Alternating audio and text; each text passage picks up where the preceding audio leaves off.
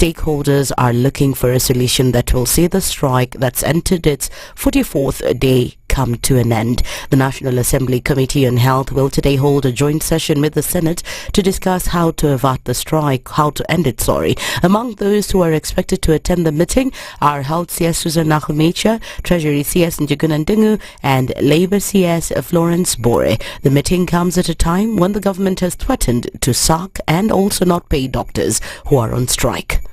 Serikali itatumia pesa yake kwa njia nzuri. Ikiwa mtu hajakuwa kazini kwa siku 40, watu wa Kisumu, anafaa kulipwa ama hafai?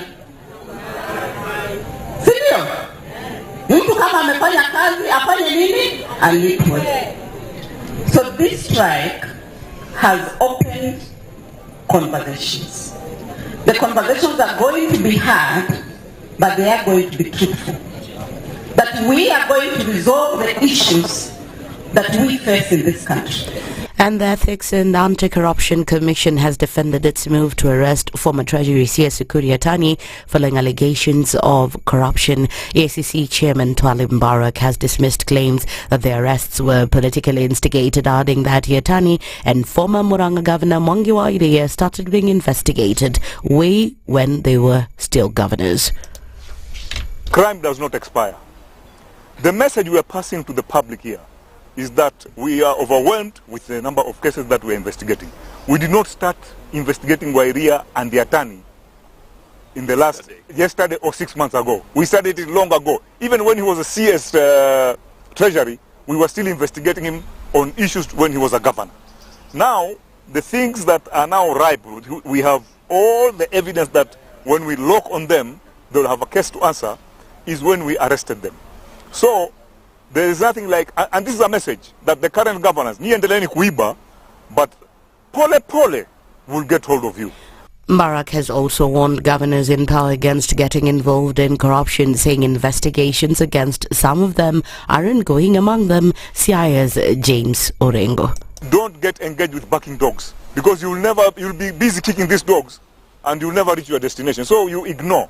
They make the noise and we arrest them. And then the noise they made, one of the person, the lawyer there is a governor. His county we have even focused, it is on our red flag. So you can tell that lawyer come governor, we may end up in his place very soon. Orengo, however, did not hold his horses and was quick to fire back at Mbarak for suggesting that his county was under investigation over alleged graft, terming his remarks as reckless, irresponsible and legally inexcusable. And lawmakers have backed a proposed law which bars IBC Vice Chairperson from taking up the role of Chairperson in case of a vacancy. The IBC Amendment Bill 2024 proposed under the National Dialogue Committee, that is NADCO, provides that no other member of the Commission can take up the role. The proposed law seeks to delete Section 7A of the IBC Act, which grants the Vice Chairperson and members a chance to act when there is no substantive chairperson. The existing law provides that whenever a vacancy occurs in the office of the chairperson, the vice chairperson shall act as the chair. And finally, UDA party has assured its members and participants of enough security ahead of the planned grassroots elections that are set to begin this morning. Party Secretary General Cleophas Malala says the exercise, which is being conducted electronically for the first time, will be done in phases starting with Nairobi, Narok, Homa Bay, Busia and West Pokot. That's the Newswire. I'm Leah Ubaga.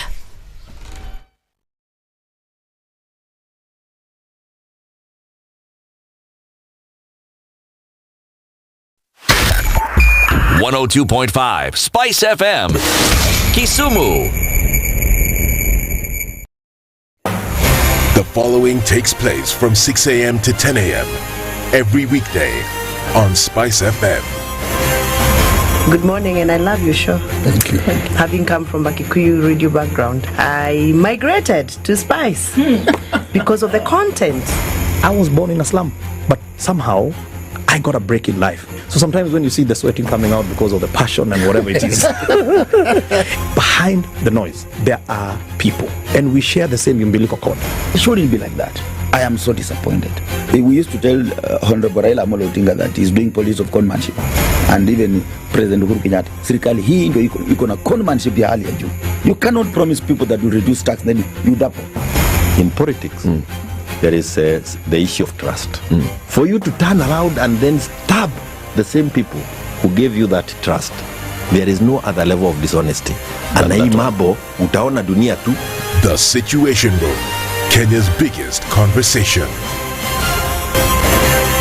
Thank you very much, Eric, and it's good to be at the Situation Room. Always a pleasure coming here. This is the most challenging interview panel in Kenya.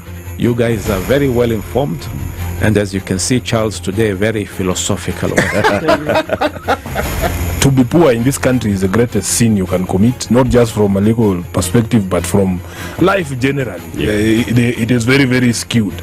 We've just heard on the floor of Parliament, just most recently, a leader within the ODM saying that sisi ni ng'ombe za baba. Yeah. Which means that you are willing to be milked dry. Hapo. You cannot force me to believe.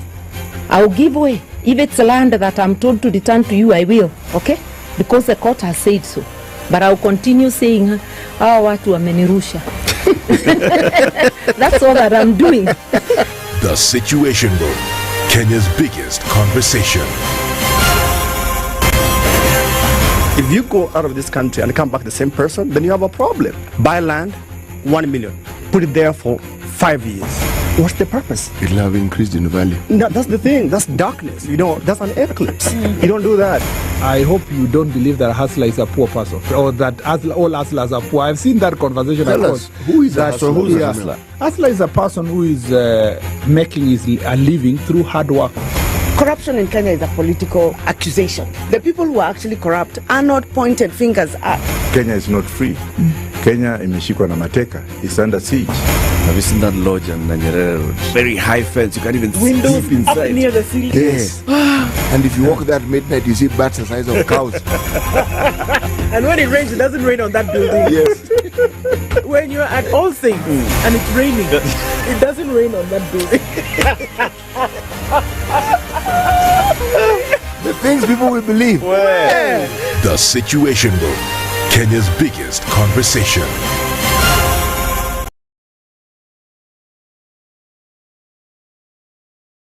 It's Friday and it's raining again. Let's have a look at what's happening on these streets today around about this time this morning. Real quick, at the Thika Superhighway coming into the CBD this morning, not much going on. We'll likely see a build-up of traffic as we get into it this morning. Coming off of Langata Road, nothing here either. Also, coming out of Westlands, if you're coming off of the A104, coming through Kangemi and then out towards Waiyaki Way, a little bit of traffic starting to build up, and it's in outbound traffic actually. Also on the southern bypass, you're free through towards that Langata interchange. Not much going on the Uhuru Highway for now. There are different parts where waterlogged areas will need you to go a little bit slower. Let's see what Friday has in store. We're just starting out, not much traffic here and there. There's probably going to be a lot of outbound traffic this weekend, but let's have a look at things as we get into it, and we'll talk on SpiceFM KE on X hashtag the Situation Room.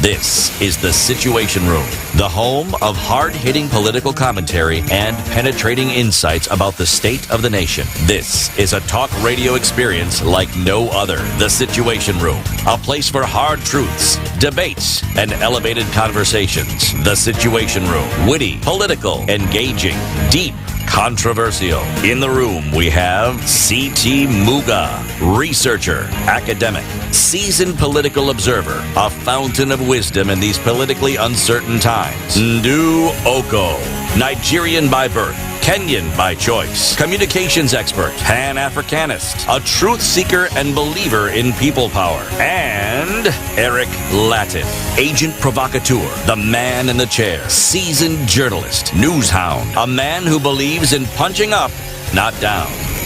This is The Situation Room, the only way to start your day. Ahem, ahem. See, that's what people normally say when they're clearing their throat. Yes, that's what they say. Ahem. That's what they say. Good morning. It's Friday. It's April 26th. And just like that, April is about to say sayonara, goodbye, until we meet again. En français, we say à tout de suite. Tout de suite, eh? Oui, à tout de suite. Until we see. À tout à l'heure. Until another time. Until another hour. Until another time. Tout à l'heure. À tout à l'heure. It will be 2025 for April. À tout à l'heure, eh? À tout à l'heure. À tout à l'heure. À tout à l'heure. À tout à l'heure. À tout à l'heure. All those things. À tout à quoi na sweetie? À tout à quoi na city? Tout de suite. Okay, you've woken up like that today. Yes. I can see. Yes. Good morning, City. Are you fine? I mean, you're fine, but are you fine? Yes. How buddy? As in, am I all there? I think, well, yeah. Yeah, I'm all there. How buddy? My body is okay. No, you say body day inside clothes. I don't know exactly what I'm supposed to say, and I'm replying the way I want to reply. No. The body also is inside the cloth. Very good. Yes. Okay. You sleep well, Abi? The body is still inside the cloth. Now you're just answering the way you like. Yay! I did actually. Yeah? I did. I did. Very, very good. The rains keep pounding down, and I know it seems to be the narrative that we are talking about every day, everywhere, and it still is the clarion call for everybody to be as safe as possible. A question was raised yesterday, and somebody said, what we're being told, by the way, the task force that was supposed to be drawn together, we didn't hear anything from them yesterday. Task force to do what? See, the one the president said, a task force, multi-agency stakeholders, something task force committee. Well, he has said, is he the one who's supposed to create it? Obora Amesem, the rest of you now should just get together and do the business. Okay. There are people whose job it is to put those things together. So you've been given direction. Then, you want the president to come and put that team together. No, it doesn't work like that. Okay. He has spoken. Now let us see. There are people, Serikali has many people. It does. Very, very much. So all those many people, all the king's horses and all the king's men, they must put Humpty Dumpty together again. Yes, it's important. It's imperative, actually.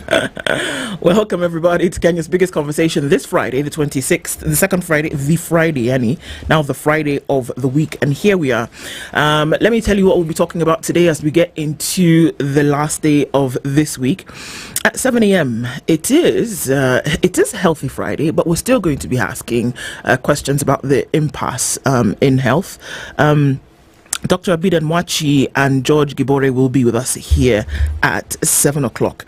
The national chairman of the KMPDU, as well as the Secretary General of Okoh, we'll have that conversation at 7. Where are we exactly, and are we making any headway? And then at 8 a.m., we'll be talking with two. Engineer Jane Mutulili and Engineer Francis Karimi. They are both from the Association of Consulting Engineers of Kenya, as well as the registered a registered lead professional and lead expert in the environmental assessment and audit. Off of the current rains, floods and drainage system and engineering experts' perspective, what exactly needs to happen, because one would assume that is one of the things that will be taken into consideration when we're looking at solutions to the extensive flooding that we are seeing. So that conversation we shall have at 8 o'clock, and we'll round things off at 9 when we will now have Harun Malim Hassan, who is Executive Director of the National Council of Persons Living with Disabilities, and will be ensuring inclusion for persons with disabilities in employment and social spaces. So that's what we have lined up for today. It's a Healthy Friday conversation, but it's also a health conversation in the country as well. And the floods, what are we looking for in terms of solutions? And then how do we include persons living with disabilities in all areas?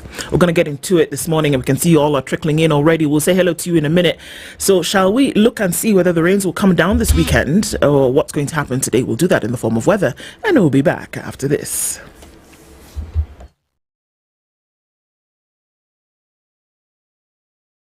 This is the Situation Room, the only way to start your day. This is one of the hottest show that we can ever miss in the morning, and it's a show that really gives the real situation in the Situation Room. Pleasure to be here. Thank you guys so much. Nduthai, nice meeting you. Yeah. Even beautiful in person more than in photos. Say that again. Character is like pregnancy, you cannot hide it. People hiding here and there, but after 2-3 months, 5 months, now you realize, So that is why the attitude that you were showing us, you're pregnant. It's like what my grandmother would say. You cannot pickpocket a naked man. How's that? It's communal, isn't it? No comment.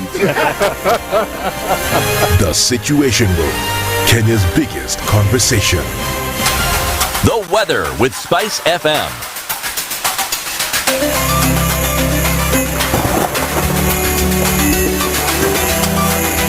Cloudy conditions in Nairobi this morning. We'll see highs of 21 and lows of 16 through Friday. It's 18 and cloudy in Nakuru with highs of 21, and 21 will be the high, and mostly cloudy. Nyeri at 16. Eldoret is cloudy at 19 with drizzles this morning at 21. That will be the high, and lows of 14. It's mostly cloudy at 25 in Mombasa with highs of 29. And there's a bit of a sprinkle already in Malindi at 27 with highs of 30 and lows of 26.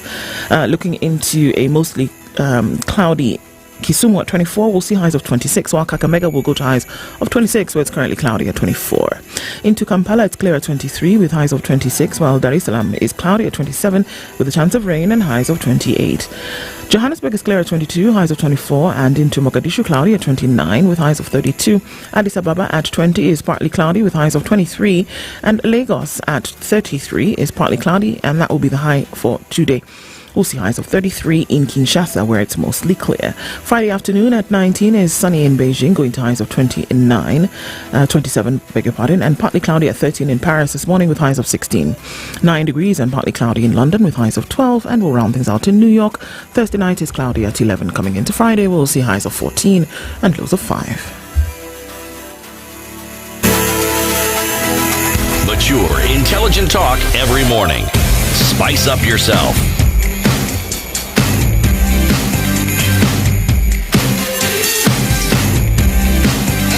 Mornings done right. 94.4 Spice FM, Nairobi. Good morning, everybody. I know it's a bit of a gloomy situation around the country, but top of the morning to you, and hats off and all those good things. Folks are trickling into the room already, and let's say hello to you, shall we? Gikonyo, good morning. Hey, Spice. Ndusiti, Eric. Live from Oklahoma. Good morning to you.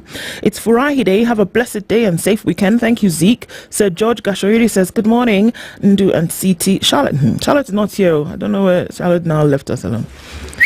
My regards to Eric. Is he well? Yes, he is well, and he'll be here soon. Edwin Kahura says, good morning. Tuned in from Kikuyu. Have a great and safe weekend, guys. To you too, brother. Robinson Kisero says, good morning from Hong Kong. Robinson is asking some hard questions this morning and saying, do we have laws in Kenya? Well, one would assume. In respect to Mombasa Road incidents and the Karen Nyamu case, both broke the law, but only one got arrested. We need fairness and accountability. Sawa.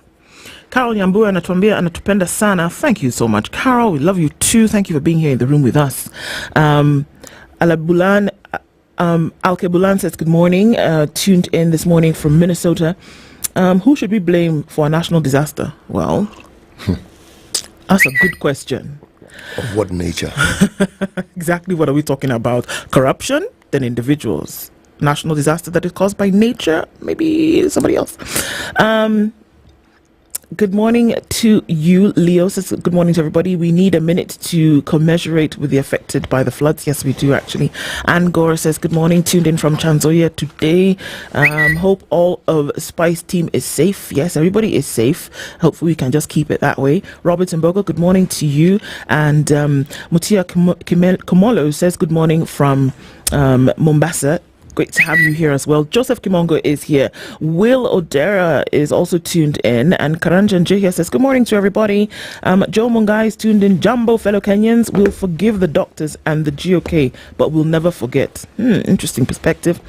Samuel Wanji says, good morning from Brisbane. And Edward is tuned in this morning. Good morning, everybody. Edgar Kipkorir says, good morning. And Ronnie Obiri is also tuned in from Concord in California. And Willis Coy says he's feeling coy. All right. The government is punishing our last line of defense during a disaster crisis, says Max. Sounds like that, eh?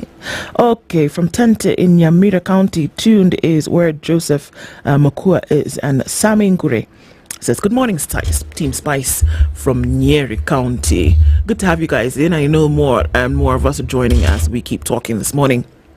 As we get into it, CT, we're still in Congo Brazzaville. This is our final day, and we are in Congo Brazzaville.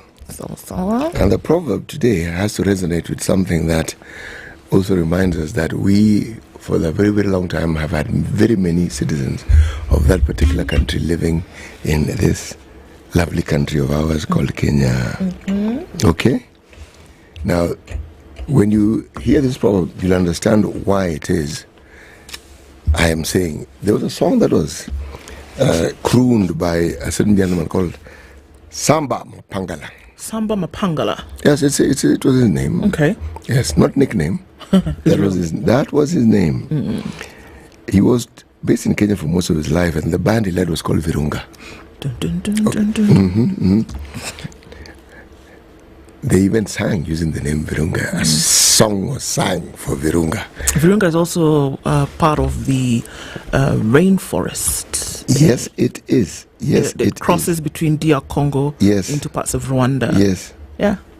He was born in a place called Matadi, which is now the Democratic Republic of Congo, and then he moved to Kinshasa. See, I got it right. Well today. done. Thank you very much. Okay. The proverb is, while you have teeth, you can break bones. Well, the song that he sang was popular is Vunja mifupa kama meno bado iko. Vunja mfupa. We are assuming that it is the kind of mfupa you can vunja with your teeth. Chicken mfupa you can vunja. That one. Yes, okay. you can vunja. But it was a very, very popular song. Really? Can you sing it? I can't sing. Yes, for starters. Oh, come on. Vunja mifupa kama meno bado iko, something of that sort. I told you I can't sing. Don't worry about it. Yes. You're the one who is limiting yourself. I'm not limiting myself. No human is limited, ZT. Oh, we're all limited. While you have teeth, you can break bones. But you have teeth. You can break bones. But let me say it in the language of Samba Mapangala. Tangu mingo ezali buka mokua. Tangu lingo. Mingo. Tangu mingo. Ezali buka. Ezali buka mokua. Okay? While you have teeth, you can break bones. Indeed. Yes. Many things you can do while you can. Yes, you can. Do them while you can. Do them while you can. All right. Yes. Okay, let's take a look at the paper. Shall we? The one paper that we have right now. Let's. Okay, on the front page of the Standard today, revealed plans to put civil service on Plan to put civil servants on job contracts. The employment status of all civil servants will be converted from permanent and pensionable to contractual terms if plans to be presented to the Cabinet by Public Service Cabinet Secretary are adopted. My goodness, this one has ruffled feathers here and yonder. Moses Kuria, who is the Public Service Cabinet Secretary, says there is something wrong when 1 million people take half of our taxes revenues and 53 million people take the balance. So he says, you know what, we can't be spending all this money on just a few of you. So let's just make it so that you come, you work, you take something home. Sawa? Yes. 45 now is the number that we're looking at that have been killed, tens of thousands displaced by raging floods. The government moves in to assist the displaced with food and shelter, even as the Kenya Meteorological Department warns that heavy rainfall will continue pounding many parts of this country in the next 5 days. There's a picture of a border rider navigating a treacherous and flooded section of the road in Kitengela yesterday following a heavy downpour. I mean, it's crazy what we're seeing, and this is where you would normally be able to walk, but that's what we see today. And there are very, very many cases of that replicated around the country. We'll look into details of solutions this morning at 8. How CBC exam differs from the KCPE and the KCSC. The competency-based curriculum learners will be spared the rigors of 844, with grade 12 candidates expected to fight for only 70% marks in a Kenya KNEC national exam. KNEC is what I agree to call them. The balance having been catered for through continuous tests. So this final exam that they will sit will be 70% of their overall mark, and 30% will come from other things that they've done over Essentially, it's continuous assessment. Continuous assessment. Right. Exactly. So that's what will be different. It's not all pegged on this final exam that you do that will say this is where you're going. According to a human rights group, the police have killed 118 people. And they have evidence of this, of course? Well, apparently. Mm-hmm. There's a bid to close the Kenya-US trade gap. Let's see how that goes. Elections, moment of truth for Ruto and Raila parties. The primaries, or what do we want to call them for parties, are actually happening over the next couple of days. So that will be interesting to see who gets what where and how things will be done.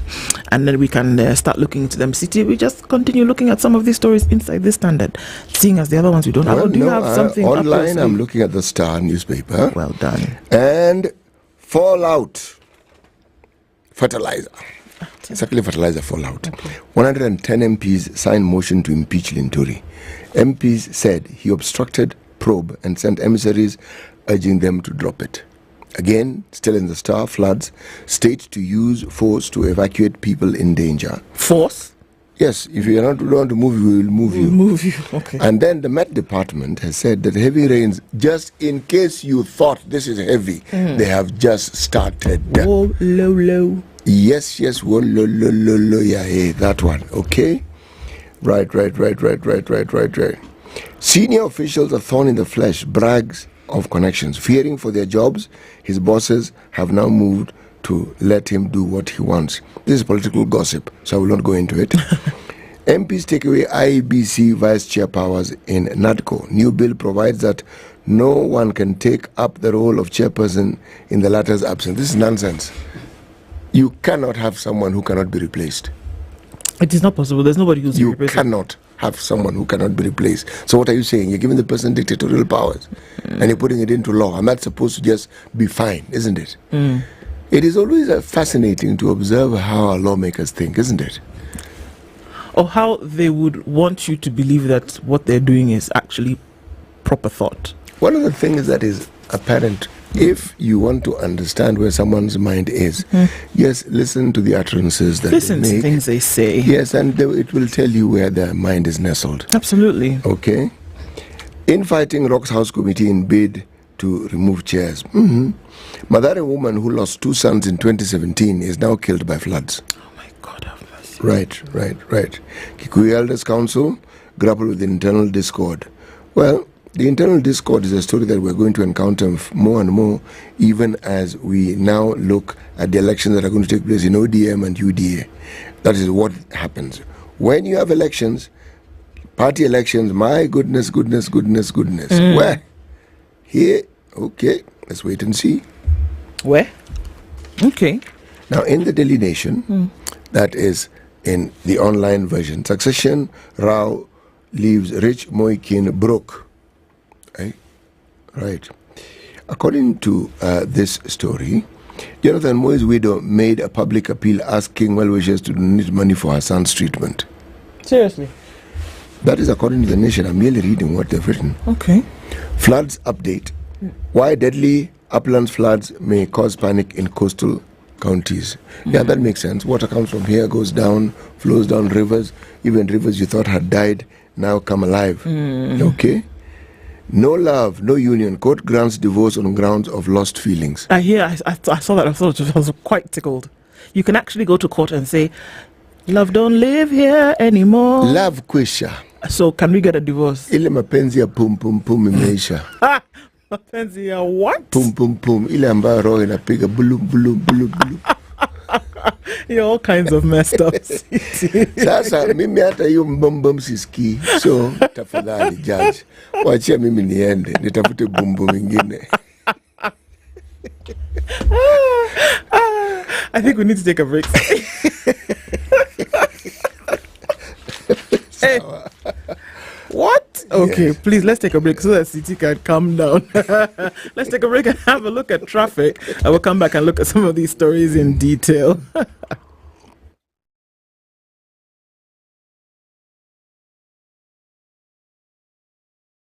This is the Situation Room, the only way to start your day.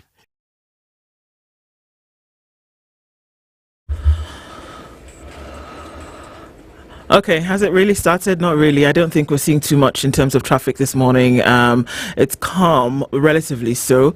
Let's just look at a little bit of action that's coming off of Kangundo Road. It'll touch on Outer Ring just a little bit, and also then spill over from Manyanja towards Jogo Road. Just a little bit of a hold up around Wakolima there, so that's onto Haile Selassie, and it's going to slow things down just a bit as folks are unloading their wares early morning market. On the Thika Superhighway, traffic then coming through towards the Pangani Tunnel, and then on Huru Highway through to the city, in and outbound traffic will probably have something for us to contend with at some point. As you're coming off Limuru Road, it's looking okay for now, and coming off Wayaki Way, outbound traffic, yes. Inbound traffic, not so much. Let's keep an eye on things as we get through the morning. Getting into traffic hour in a little while, we'll talk on SpiceFM KE on X, hashtag The Situation Room. Online, mobile, and on radio. Instagram at SpiceFM KE. Mature, intelligent talk every morning. Spice up yourself.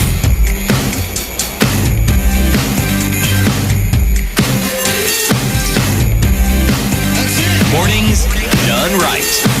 94.4 Spice FM, Nairobi. Let's start off with the flooding updates and what's going on in the country. Unfortunately, 45 lives have been lost as the government moves to ease suffering amongst Kenyans.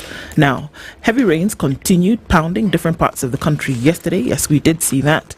Amid reports of deaths due to floods across 26 counties, even as the government put in measures to ease the calamity. Latest statistics from the Kenya Red Cross indicate that by last evening, the rain, which the Kenya Met Department warned would continue for the next 5 days, had so far killed 45 people. According to the Kenya Red Cross, 13,368 households have so far been displaced by the floods, which had left 27 injured and 280 businesses affected. At the same time, 22 roads have been affected and 5,400 livestock lost. The most affected include Nairobi and Tana River counties, with nearly 8,000 and 6,000 households displaced in the two counties respectively. In Garissa, 2,650 families had been affected by floods, while in Kisumu, the rain had displaced 2,920.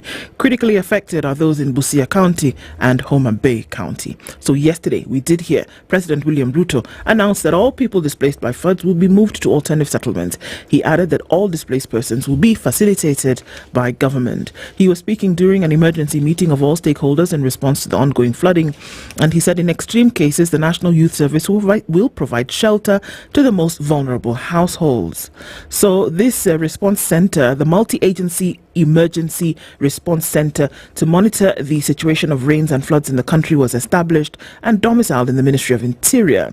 It is also resolved that the affected households will be provided with food and non-food items.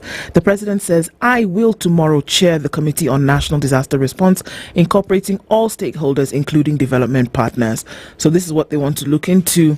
The Kenya Met, however, has told us what to expect. We're looking at the impact of floods.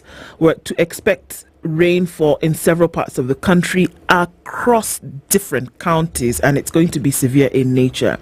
Water levels from Seven Forks hydro stations are full. Ethiopian highlands, eastern side of Uganda, are predicted to receive heavy rainfall. So basically, all around, rain coming down. All your water docks are full. So more rain coming, it's just going to have things continue to burst their backs. So whether it's westerly or southerly or northerly, or insidely, it is raining. Yes, and it's going to be a lot more than that. So Limpopo, here we come.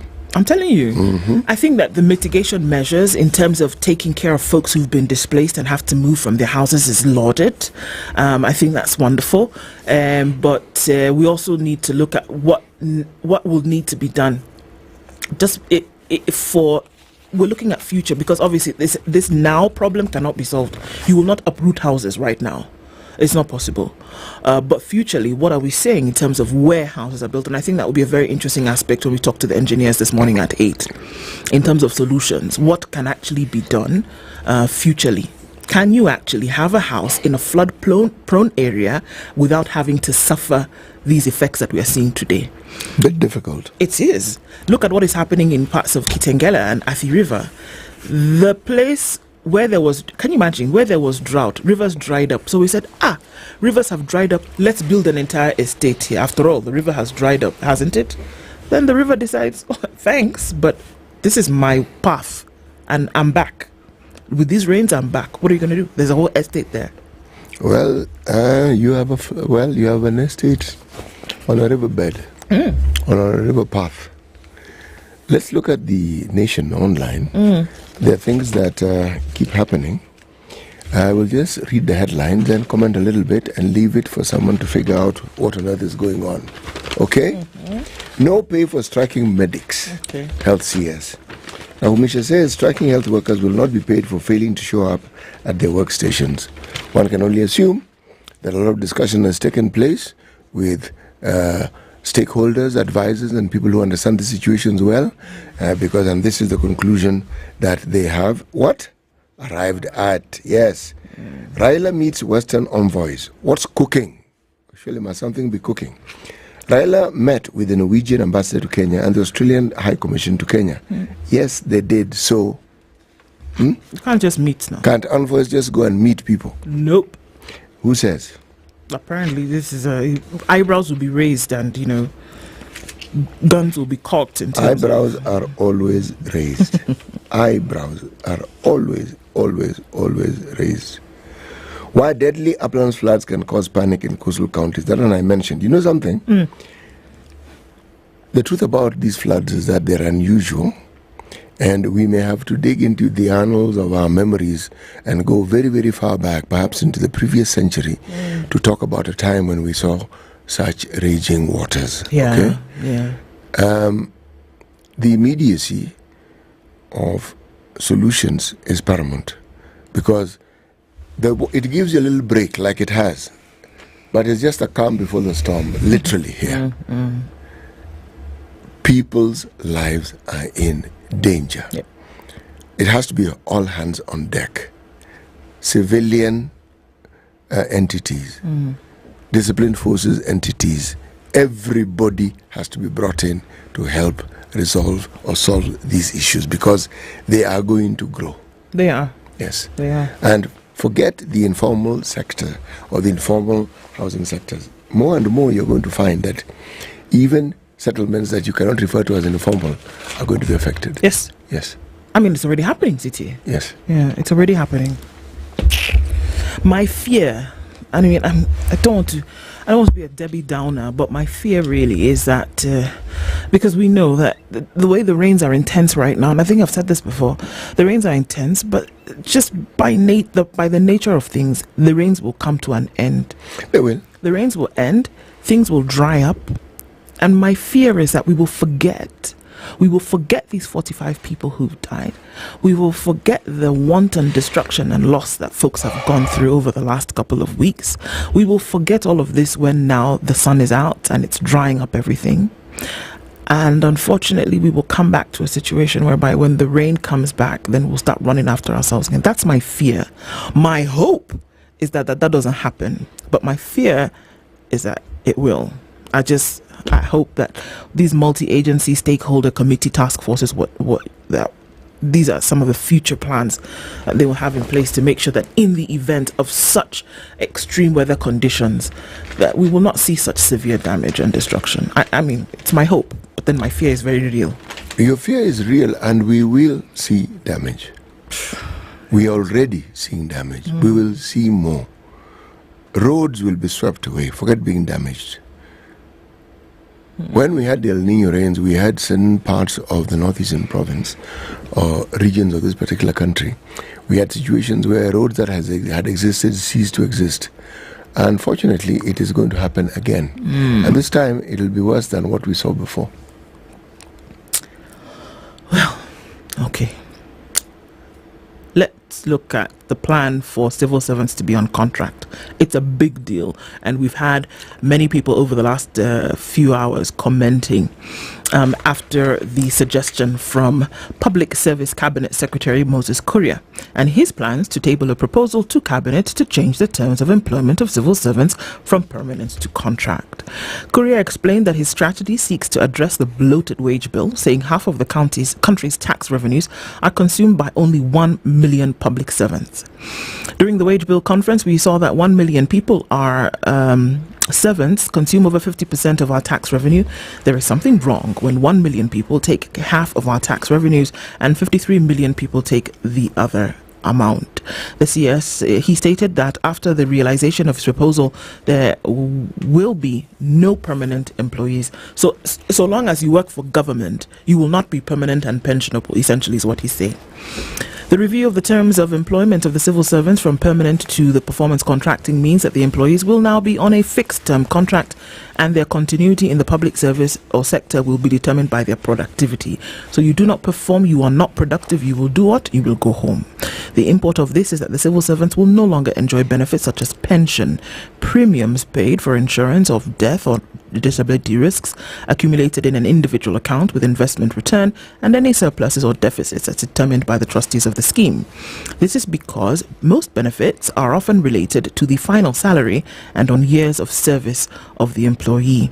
The Public Service Transformation Strategy 2024-2029, dated March 2024 and signed by Kuria, shows the ministry intends to introduce performance contracting and staff performance appraisal system modules. And that is supposed to help do what exactly? It's going to reduce the wage bill. It's going to make sure that we have a robust and productive workforce, and it also will be able to track folks so that if we see that you're not productive, you will go home. So because those words have been reduce uttered, money that we spend. And we've been told that there's a plan in the strategy, it'll certainly work. Yeah. The wage bill and the size of the public service, does it represent the population of this country?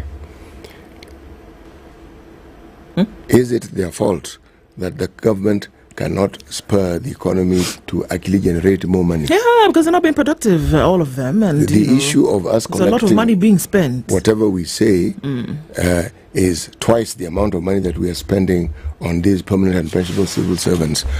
What stops the government from ensuring that we actually generate a lot more money so that it stops being 50%? The question about, let me repeat it, the numbers that we speak of, are they representative of this ever-rising population that we have in this country?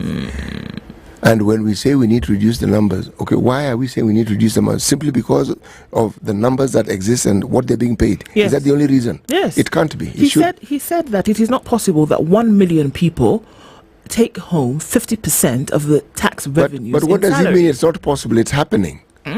He said it can't happen anymore. No, this is what he's saying. It can no longer happen in this manner. This isn't a linear discussion. Only 1 million people, and there are 53 million people in this country. 1 million people take home 50% of the tax revenue, and then the remaining 52 million are going to share the rest. Okay. How did we get here? We hired because these people were not employed in a day, were they? Over time. Yes, precisely. And some have been employed, they don't exist, but we pay them. We are having a discussion about people who are actually working and people who are actually in employment. The story of ghost workers has existed almost for as long as this nation has existed. Have we ever had a situation where somebody actually tells you that we have actually resolved these matters and we no longer have a problem and the problem of ghost workers no longer exists? No, that hasn't happened. That's number one. Number two, when we say that 50% of our tax revenues go towards these people, are we saying that the numbers we have are in excess of what we need? Yes. You need to prove. Remember the report? And what? Yes. Remember the report that we saw from the Auditor General, and where she was speaking directly about the Treasury Department, where there are many people who've been hired within the department who are doing double work, essentially 2-3 people doing the same job, and they've gone through that audit and seen. So actually, yeah, you've hired more people than you actually need to do the job. My friend, don't you think then, if before you start going into the extreme measures of saying they are no longer going to be permanent and pensionable, why don't you just get into a position where you can rationalize the numbers, okay, and tell us go ministry by ministry by ministry and let us understand the functions and say, this is what we need to do and this is how we need to do it. Okay? Because the same will apply. Because you talk about civil servants, you cannot leave the county governments out of this discussion. Yeah. And that is where now the employment of people is rampant. As far as the citizens are concerned, the one benefit that they are guaranteed is if their kin can get a job. This is true. In the county government, because after all, the county government is their county government. It's true. So, again, the challenge to the county government is, what is it that the county government does in terms of development that will then guarantee that the county is able to generate the sort of revenues that would enable it to bring about the sort of development projects that would help do away with this problem that we're talking about. And that's the crux of the matter, CT. And I mean, look, I could be facetious, but you're right in this sense that when faced with the problem, jurisdictions that actually went towards economic development in the face of a problem were not insular in terms of solutions, but that they looked outwards. Which thing can we create then that can be either gobbled up by ourselves or then sold to people outside? You have to create a situation whereby it arrives at you having more funds or more revenue than you need. Yes. You have to. That is the only way you will get towards economic development, that you have a little bit extra at the end of everything that you've done. And that you have to find yourself in a situation whereby you are creating that. You're creating that economic activity. You are creating that surplus. You have to. And in the middle of a painful situation is where you do. You don't necessarily say, where do we chop off everything? Because then where does that leave you? You're still remaining with the same problem whereby you don't have enough to go round. But a surplus, in the situation of surplus, is when you will begin to see some kind of economic activity and some kind of economic progression. That's the only way. There's always a discussion of a sovereign fund for a country, and that's where the surplus you speak of would go to, where you can say, as a country, this is what we've done and we've put this away for that rainy day. Okay? But we seem to be a country where people who are in authority, people who are elected or people who are unemployed, the focus seems to be to gobble up whatever is in sight. So if you gobble it up today, what do you think there will be for tomorrow? There's nothing for tomorrow. Okay. So this discussion is a false discussion. The permanent and principled approach is not what is going to solve what we're talking about and referring to as a problem. That is a quick fix to give the impression that something's actually being done. If you do not rationalize and you do not come, you do not present a case that explains exactly what the numbers that currently exist are doing and how it is you can actually reduce these numbers so that you have an optimum number of civil servants who are fit for purpose and who are doing what it is that is required. The permanent and pensionable thing, what makes you think that anything is going to change if you have permanent and pensionable people? What's going to change? How is it going to bring about more? Yes, what is it that's going to change? Because they are now on contract. The issue of contract has existed in government services for a very long time. He's not suggesting something new. There are cadres of employees within government who have been on contract, 3-year contract. After the 3 years, you're given a gratuity. Consultants? Yes. They're all over the place. Employees. Yeah. I'm saying employees. See? They're all over the place. This isn't new. How does this solve the problem? Beyond the sounding that you are addressing the issue, how does it solve this problem? How does it solve the problem of employment? This is not it. The government should focus on how it can enable the country to generate and produce more so that we have more.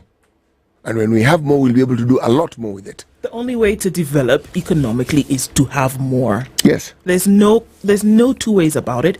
There's no other model that anybody else has then been able to flourish on. That is it. If you do not produce, if you do not manufacture, where then you're able to sell internally and externally, whereby you will then operate in a surplus, you will not develop economically. It's been proven. You will not. It's not about guessing. It's not about wishful thinking or hoping or wishing on a prayer. It is that. You don't create a surplus within which you in situ you are in surplus. Forget it. It's not going to happen. It's not going to happen. Well, here we are, isn't it? So I think we need to, and we know this, and that's the problem. We know this, and we don't want to do anything about it. Okay, let me tell you how CBC exams will differ from KCPE and KCSE. Learners who will sit examinations under the competency-based curriculum will be spared the agony and rigor that characterize the 844 system. An education stakeholders meeting heard that the anxiety of scoring 100% in national examinations will be eliminated at grade 12. This is when the candidates sit their first and only test under the new education system.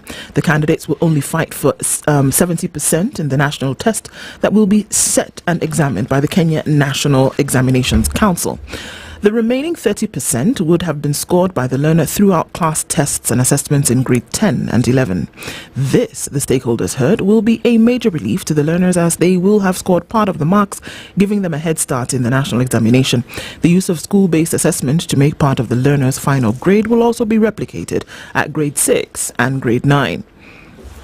At primary level, when the learners sit the Kenya Primary School Education Assessment, otherwise known as KPSEA, the school-based assessments will make up 60% of the learner's final score. The remaining 40% will be from a sit-in assessment they take at the end of grade 6. At junior school, the internal assessments will account for 30% of the national score and 70% will be from the sit-in assessment.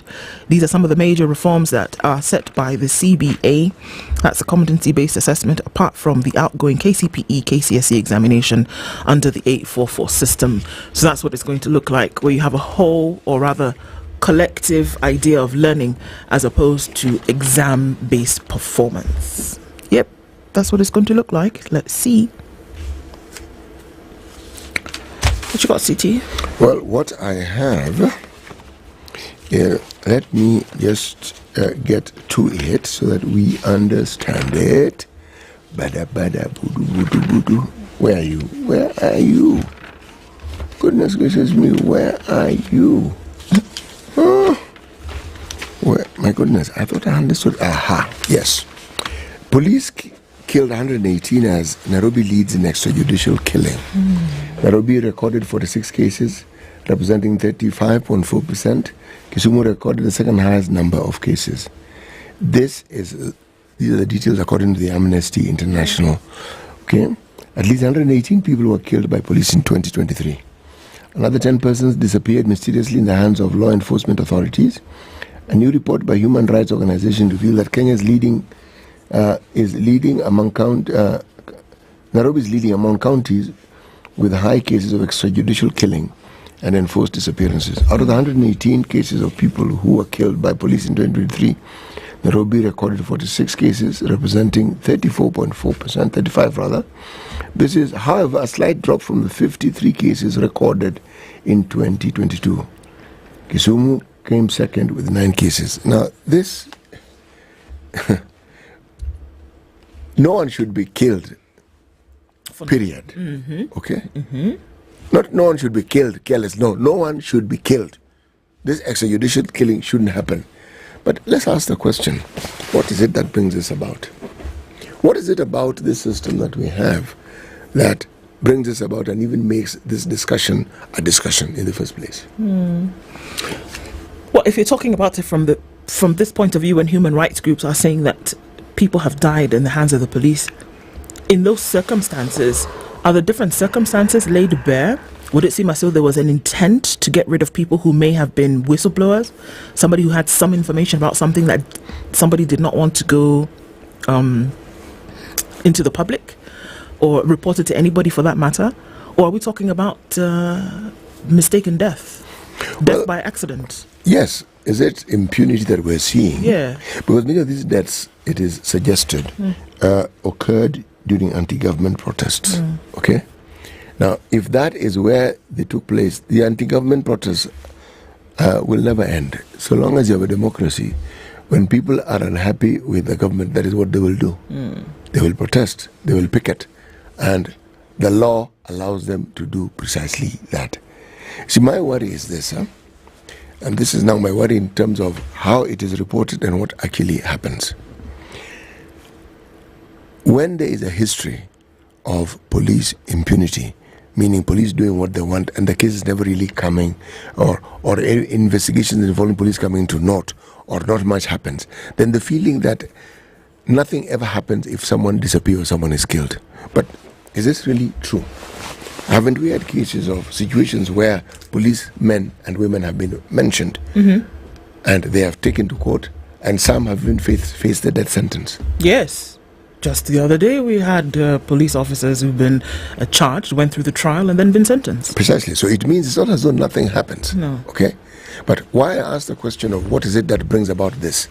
What is it that the police are grappling with? Because are we saying that we have a culture where the police simply go about killing people willy-nilly? Well, according to human rights groups, yes.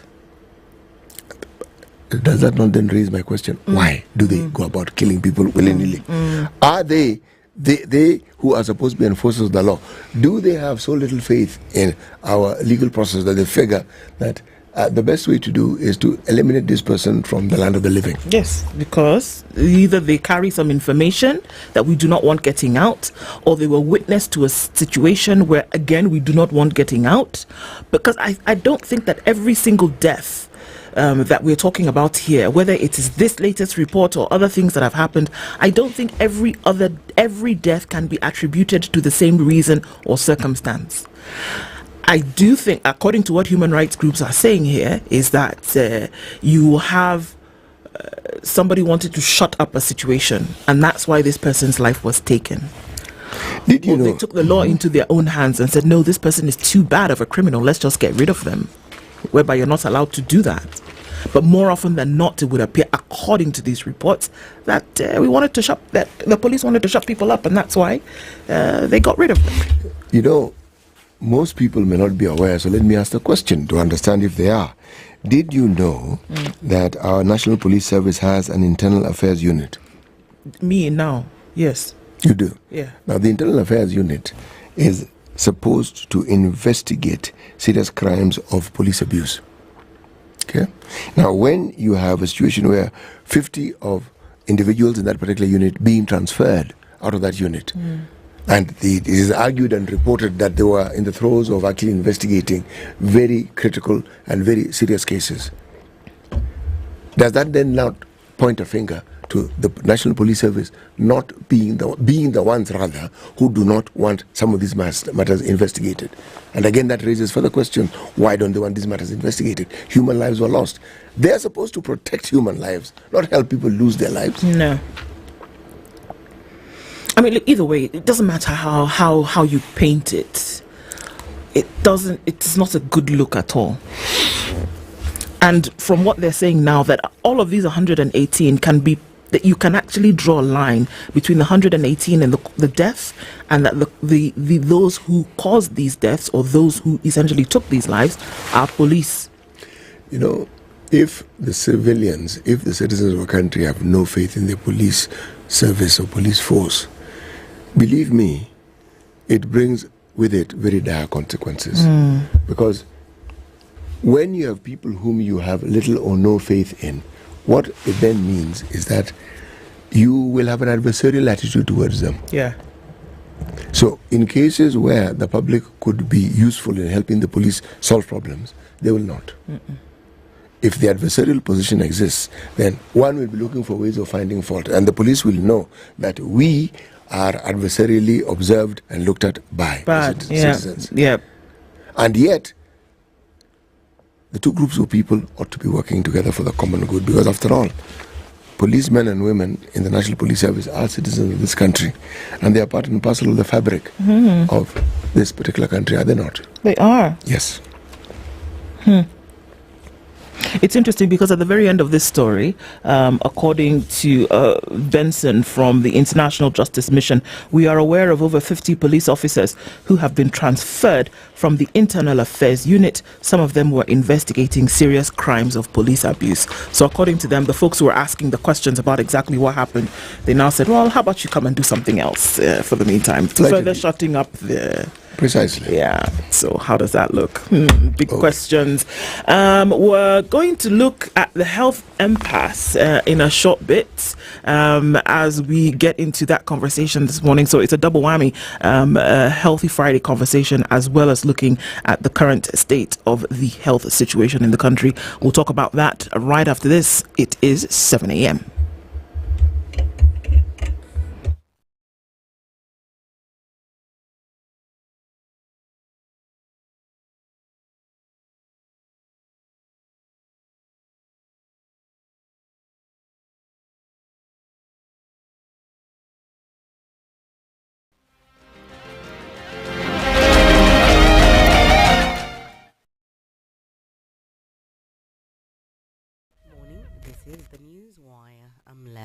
Obaga.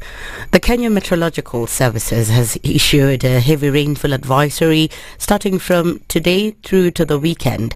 Met Department Director David Gikungu said high intensity of rainfall, which may be accompanied by floods, will be experienced in Rift Valley, Nairobi, Lake Victoria Basin, off the coast, among other areas in 46 counties. He said the rains, which have so far led to loss of lives and property, would intensify for 2 days and subside on Sunday. The features that brought about the enhanced rainfall for October, November, December, which we observed into January. Some of the features are still in force. They are dying down, but they are still strong enough to enhance the rainfall. And let's position ourselves properly and keep off harm's way. The rain is also expected to start decreasing from April 28th. This is happening while about 60 people died in the country due to floods, while hundreds of thousands were forced to leave their homes after their houses and properties were washed away by floods. Here is the DP, Gashagwa. The multi-agency emergency response center has been activated from 4 p.m. this afternoon and shall be domiciled at Nyeri House. The government, under the leadership of President William Ruto, will do whatever it takes, will apply all the required resources in terms of money and personnel to make sure that lives are not lost and the people of Kenya are protected from this disaster. This comes as President William Ruto chaired an emergency meeting that brought together various departments to discuss strategies to be taken to deal with the effects of the heavy rain. Because of the rains, but also we have the challenge now of floods in different areas, and therefore it is important for us to be proactive in terms of what interventions can we make. There are citizens living in very dangerous places, and those are the most vulnerable at this point. UDA party has assured its members and participants of enough security ahead of the planned grassroots election set to begin today. Party Secretary General Cleophas Malala says the exercise, which is being conducted electronically for the first time, will be done in phases starting with Nairobi, Narok, Homa Bay, Busia and West Pokot. He adds that the second phase of the grassroots polls will be on June 22nd and will be held in 13 counties, among them Mombasa, Uasin Gishu, Nyandarua, Tharaka Nithi and Machakos. The third phase will be held on August 10th across 15 counties, and the last phase will take place on August 24th in 12 counties. Baada ya kura, kituo kikifungwa saa 9 na uwe na hisia kwamba umedhulumiwa ama haki haijafanyika vizuri, kama mwanachama na kama mgombea kiti uko na haki ya kuleta malalamishi yako katika kiungo hiki cha chama, na umeambiwa kwamba itafanywa electronically, kwa sababu tunajua we are dealing with almost 3,500 polling centers, so itakuwa ngumu sana kama watu watakuja paka Nairobi. Tunataka tuweze kukata ile expenses za watu kuja Nairobi physically. As the tug of war between the doctors and the government continues, stakeholders are looking for a solution that will see the strike that's entered its 44th day come to an end. The National Assembly Committee on Health will today hold a joint session with the Senate to discuss how to end the strike. Among those who are expected to attend the meeting are Health CS Susan Nakhumicha, Treasury CS Njuguna Ndungu and Labour CS Florence Bore. The meeting comes at a time when the government has threatened to sack and not pay doctors who are on strike. Serikali itatumia pesa yake kwa njia nzuri. Ikiwa mtu hajakuwa kazini kwa siku 40, watu wa Kisumu, anafaa kulipwa ama hafai? Sivyo? Mtu kama amefanya kazi afanye nini? Alipwe. So this strike has opened conversations. The conversations are going to be hard, but they are going to be truthful. That we are going to resolve the issues that we face in this country. That's the Newswire. I'm Leah Obaga.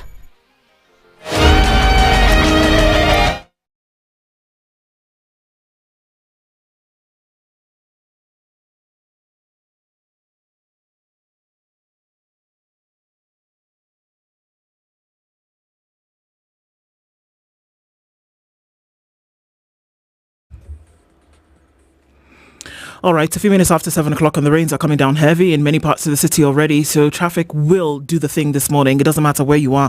Everybody's going to move a little bit slower.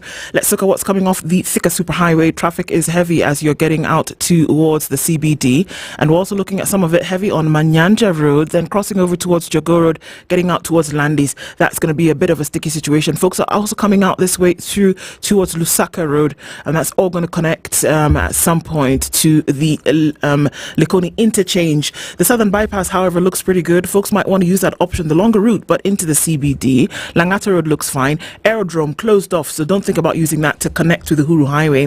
Uhuru Highway then is slow getting towards Haile Selassie, but then out towards the city and then through towards Westlands. Keeping an eye on things and see what happens as we get into traffic hour. We're going to need you guys out today as well. Let us know what's going on where you are, if you are stuck in traffic somewhere, so we can alert other folks. If you find a good route, let us know that as well. We'll talk on SpiceFM KE on X, hashtag The Situation Room.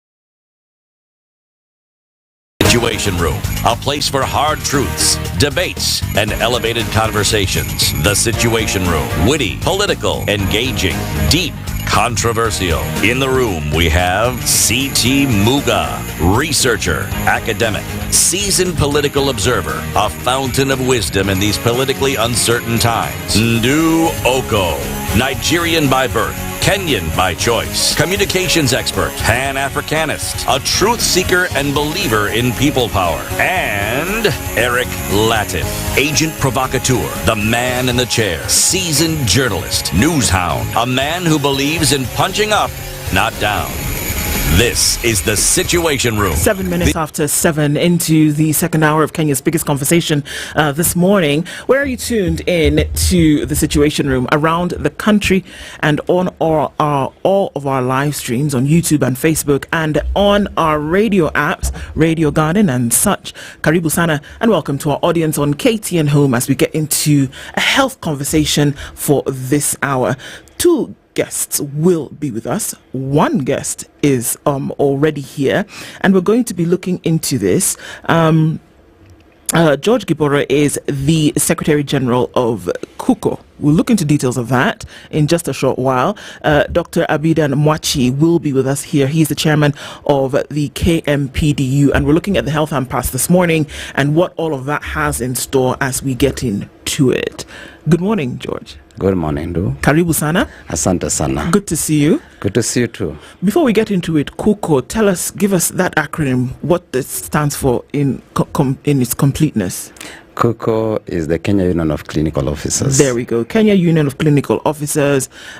So you represent them and you'll be with us here this morning. We'll welcome you, and then maybe when Dr. Machi gets here, we'll welcome him as well. But CT does this great thing where he... I don't know, the guy who gets the visas to all the countries, and then he gets the proverbs. And this week we've been in we've been in the Republic of Congo. N'est-ce pas? Yes. Otherwise known as Congo Brazzaville. Yeah. Now, in the time when you were youthful, because there was a time when you were youthful, you may have come across a song by a gentleman called Samba Mapangala. And the song was Vunja Mifupa Kama Meno Bado Iko. That was the song. See? Have you seen the nodding? I saw the smile. It lit up immediately. Told you. So you were not telling me a lie? No, I wasn't telling you a lie. Okay. Now, there is a proverb from the Republic of Congo. And this gentleman, Samba, was actually born in the Republic of Congo, but later moved to what we now know as DRC. The proverb from that country, I believe from which this particular song was derived, was, while you have teeth, you can break bones. Now, in the language that they speak there, this is what they say. Tango Mingo ezalibuka mukua. Now, I have absolutely no idea what I've just read, but I've read it all the same, okay? But in English, while you have teeth, you can break bones. George, what do you think about that? How does that resonate with you? Yeah, Muga suggested like I'm not still youth. Can you imagine? Okay, let me say when you are younger. Not young, younger. Yes. Yes. I think what it suggests to me is that when you are youth, you can be able to do more and you have energy to do more. And when you have that energy, you better do it, because it comes a time that you cannot do it. You can only see them as they pass. Yep. Yep. Do it while you can. Mm-hmm. Okay. Opportunity waits for no man. Opportunity knocks but one. Yes, when it presents itself, please take advantage of it. Right. Yes. Fantastic. So, I mean, like we said, also the chairman of the KMPDU will be here with us. But even getting into this conversation, George, as Okoh, the Clinical Officers Union, where is all of this currently from your perspective? What exactly is going on today? Because we've heard different things happening to the point whereby yesterday clearly that whole communication line has been broken and it is not working for different reasons. But give us an overview from the clinical officer's perspective position of exactly what is going on right now. Thank you for that question, and foremost, I want to appreciate you for giving me this opportunity to appear before you. At least it's the first time. Yes. And I thank you. As you have properly put it, we have had, for us, we have been on strike for the last 26 days today. And what we have been treated with, specifically the condescending attitude and the responses from the Council of Governors, is what we don't understand. And up to date, I must say that we have been engaging the Minister of Health on all the 10 issues that we raised on our strike notice, because we followed due procedure, that we notified them that there are issues, we registered grievances, and then demanded that they be addressed. 14 days, we followed up for 7 days. Therefore, we realized that they are not willing to address them. Then we called for the strike notice, 7 days strike notice. No one called us on the table. Then the strike ensued on 1st April. And all the issues still remain unaddressed. Up to date, we have had several meetings actually with the Minister of Health, which have been led by the PS Mary Modoni. And some of the issues that require consultation from other departments, she has forwarded those requests for their concurrence. Specifically, we are pushing for ratification of our career progression guideline, which has been in waiting since 2017, meaning then that clinical officers under the Ministry of Health and also counties and other employers are not able, they do not have a proper guideline in terms of how to employ, retain and promote clinical officers. So that put us at jeopardy. And that's what we are seeking for address. But the Public Service Commission is still taking much time, despite that this has been an issue that they have been having for all those years. The second issue, which also we know that we have engaged, is on the CBA. We have concluded all the non-monetary issues. And the only issue that they are waiting for is for the approval by the SRC on an issue that we agreed in 2021. Because in 2021, again, we went on strike because of the same issues, including the CBA. And they flagged out, then Modahi Kagwe was the CS, flagged out the issue of the risk allowance and said they can address it because they realized that indeed what we were raising, that clinical officer who are more of the gatekeeper of a healthcare facility, they are earning the least 3,000 and the highest is earning 20,000 in that sector.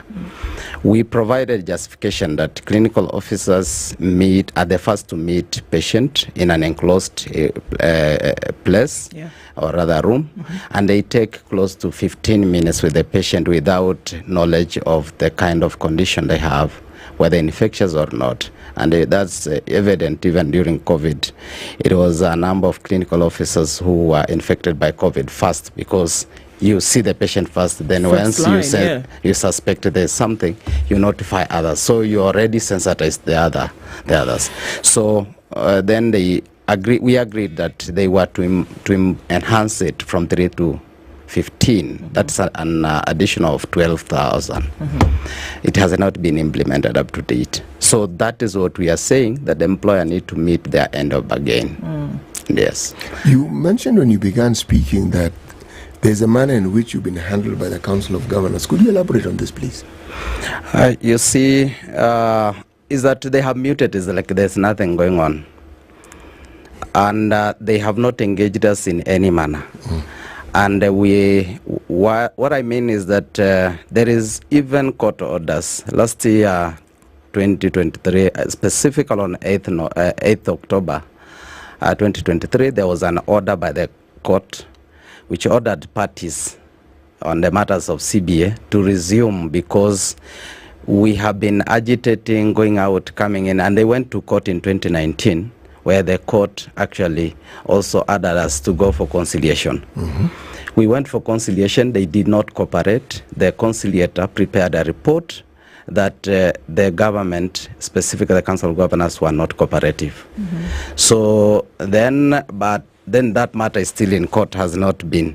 We have been pushing for it. So last year, they still pushed that parties go back to negotiating table with a clear mind of registering a compromise, so that we are able to continue offering services. Because then we had also indicated of going on strike last year. So when again they went to court, those matters were brought together. And then they were told, there's still this matter here, you have not been able to resolve. So go back, resolve. So they have not honored that. And we feel then that that muting the whole issue is more of actually not consider, or rather prioritizing the issues that we are putting on the table. Okay. So at this time now, when the doctors, of course, of the current strikes that we are seeing, the doctors went on strike first. Yes. Would you say that the clinical officers joined the strike in order to give it some more potency, to see that this is an issue across board? Or was it at the time where the clinical officers were going to go on strike anyway, because some of the issues that you had discussed had not been resolved as they promised that they would have been? Yeah, that's key. When I think all these issues have been recurring, as I have said, and we continue saying that among the 10 issues, there are many. There are those that directly touches on counties, like promotion and redesignation. We have counties that have never promoted our workers, like Kirinyaga. We have also Vihiga, which is also a problem, among other counties. But then we said all these issues, let us raise them together so that they can be addressed. So they have not been addressed.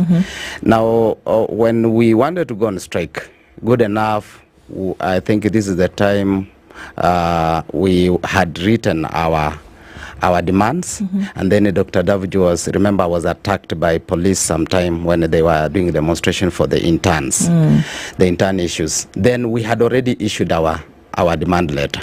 They also issued a demand letter immediately, but they gave it for 7 days. So they started their strike before us. That does not mean then we did not have any issue, because we had already demanded, and including petitioning the Senate on the same. And that is what has also occasioned today's meeting, that we are having a joint meeting between the Health Senate, the Committee on Senate, the Health Committee in the Senate and the National Assembly. Or they are going to address all those issues. And we are saying that we have our own issues that are affecting clinical officers. They may look similar. The doctors are pushing for full implementation of the CBA. We are pushing for realization of our CBA, which has been at bay since 2017. What would you say is the reason why this So essentially, it's acknowledgement of a CBA. You know, what's the reason why this has not happened? You see, when I can just mention that in 2017 is when we registered this union that I'm leading.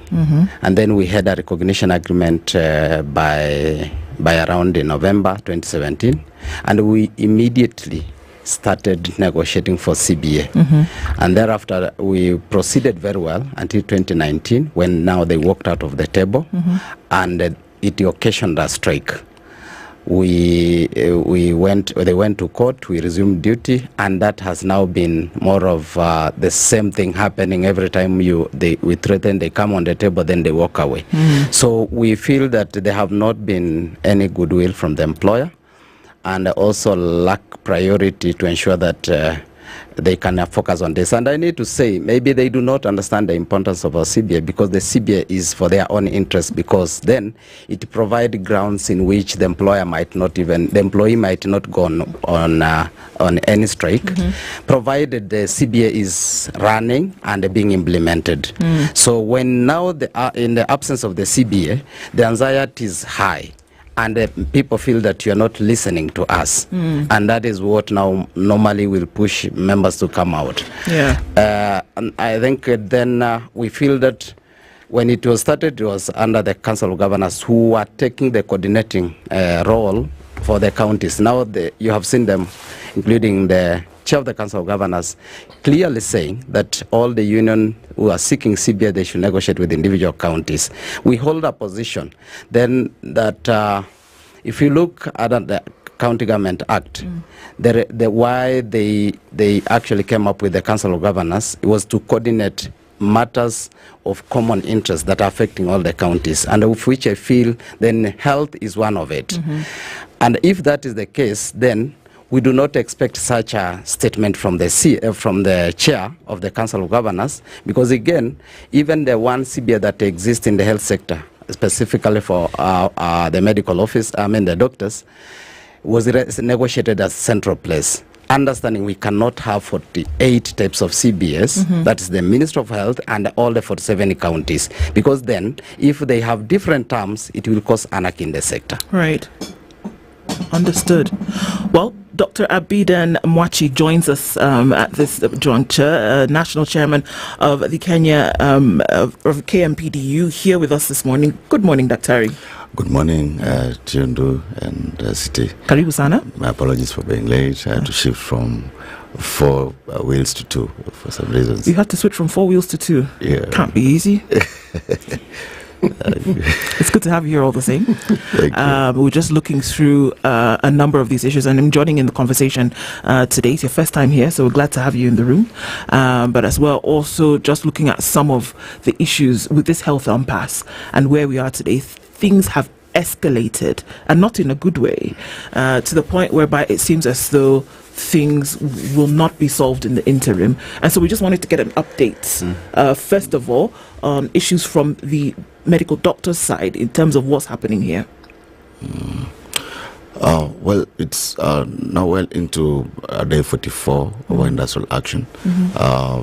It's not like we are running a marathon, or the more the days, the bigger the medals. Right. It's nobody goes to do medicine ostensibly to just come out and participate in industrial action. We found ourselves here, and we have to do what you have to do. Given the lackluster way that the government is taking, you're right in saying that there is no end in sight anytime soon. The government has mismanaged this particular strike right from the beginning, when the remedy that they injected in the formative days was to withdraw the internship employment. That was the first reaction to our industrial notice that we gave them. Then after that, there's been just mismanagement after mismanagement after mismanagement. Now day 44, still it's a blinking game. According to them, it's a blinking game. And doctors are resolute that they are not going to work without their bare minimums, because we've been with this government before. we know that they do not really implement what they put pen to paper. So this time we want them to implement. Yes, there's no pen, there's no paper. There's no pen, there's no paper in this case. Yes. All right. So there are 19 issues. Of course, we've seen those ones.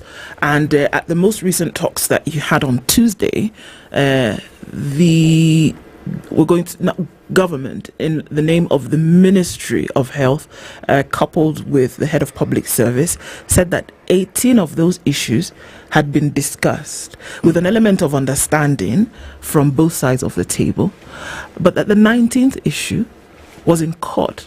And because KMPDU had essentially jumped the gun and gone to court on this issue, they could then not discuss it, but they had done the due diligence to discuss the remaining 18. Is that the case? Let me start from the latter to the former. It is not true that KMPDU went to court. Two doctors, feeling agitated that they had stayed home for 8 months, went to court. We were mentioned as interested parties. And again, it is not true that the court put the issue in abeyance. What the good judge said, Lady Justice Moreno Nyango said, is that we revert to a situation that is prior to the circular that was written by SRC of the circular of 13th of March.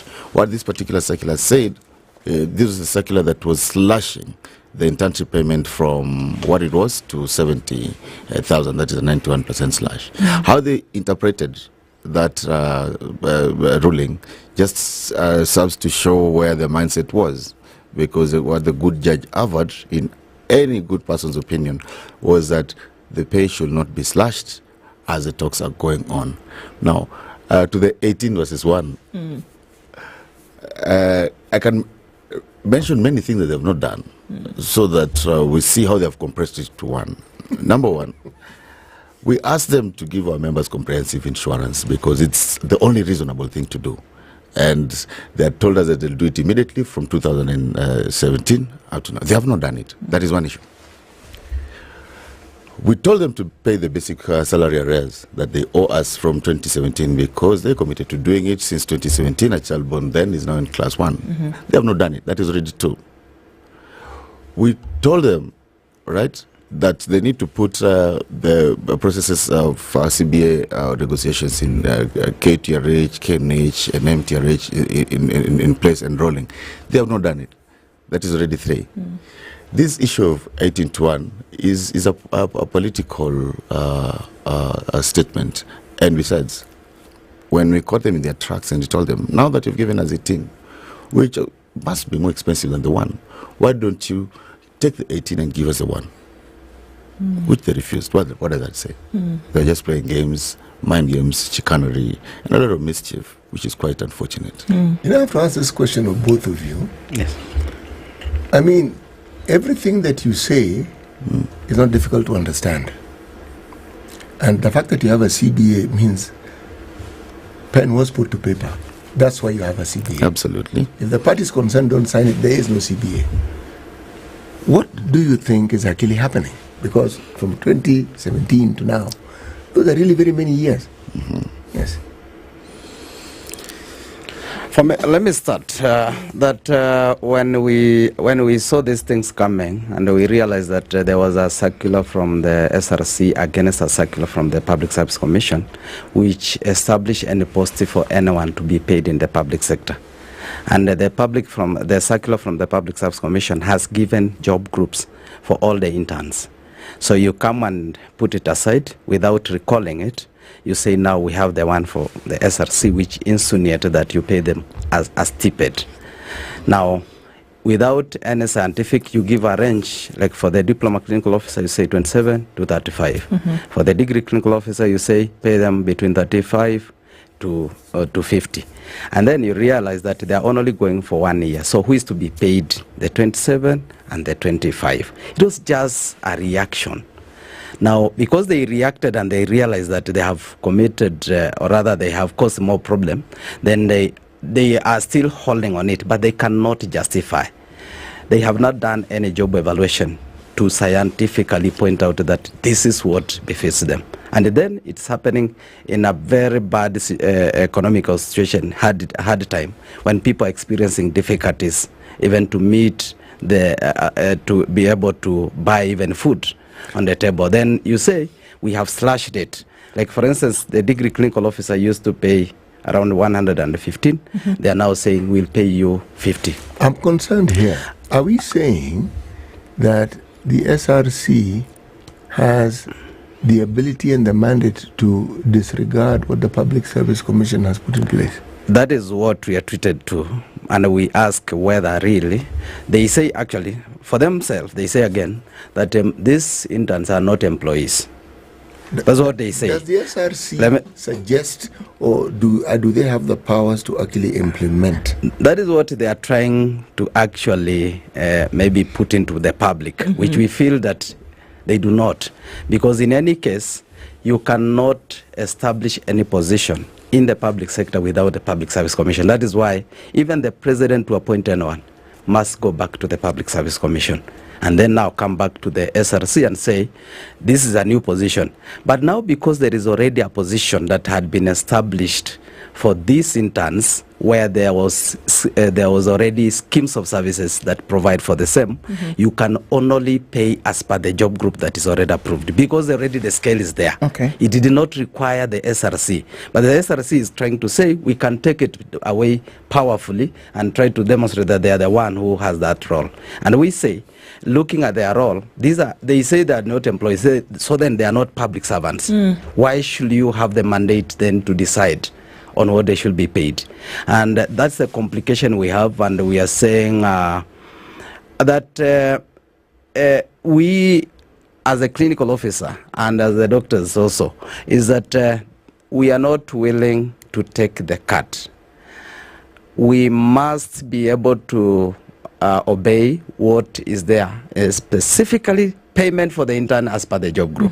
If that does not happen, then we do not understand why we should continue, some of us also being there, serving the clinical officer or even the doctors, because then we'll be negating on our responsibility.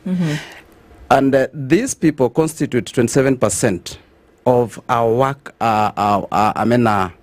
our human resource in our public sector.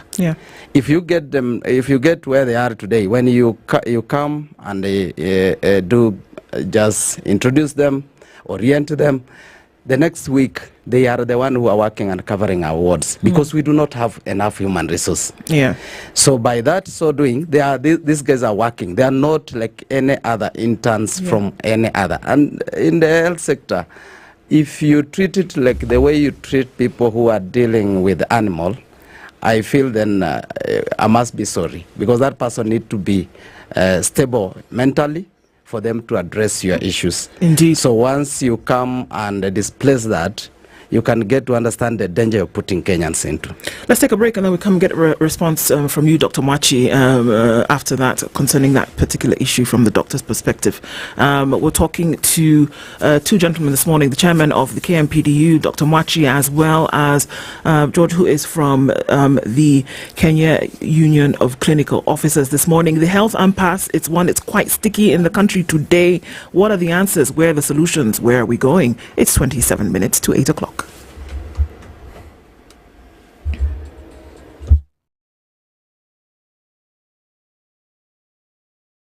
This is the Situation Room, the only way to start your day. The weather with SpiceFM.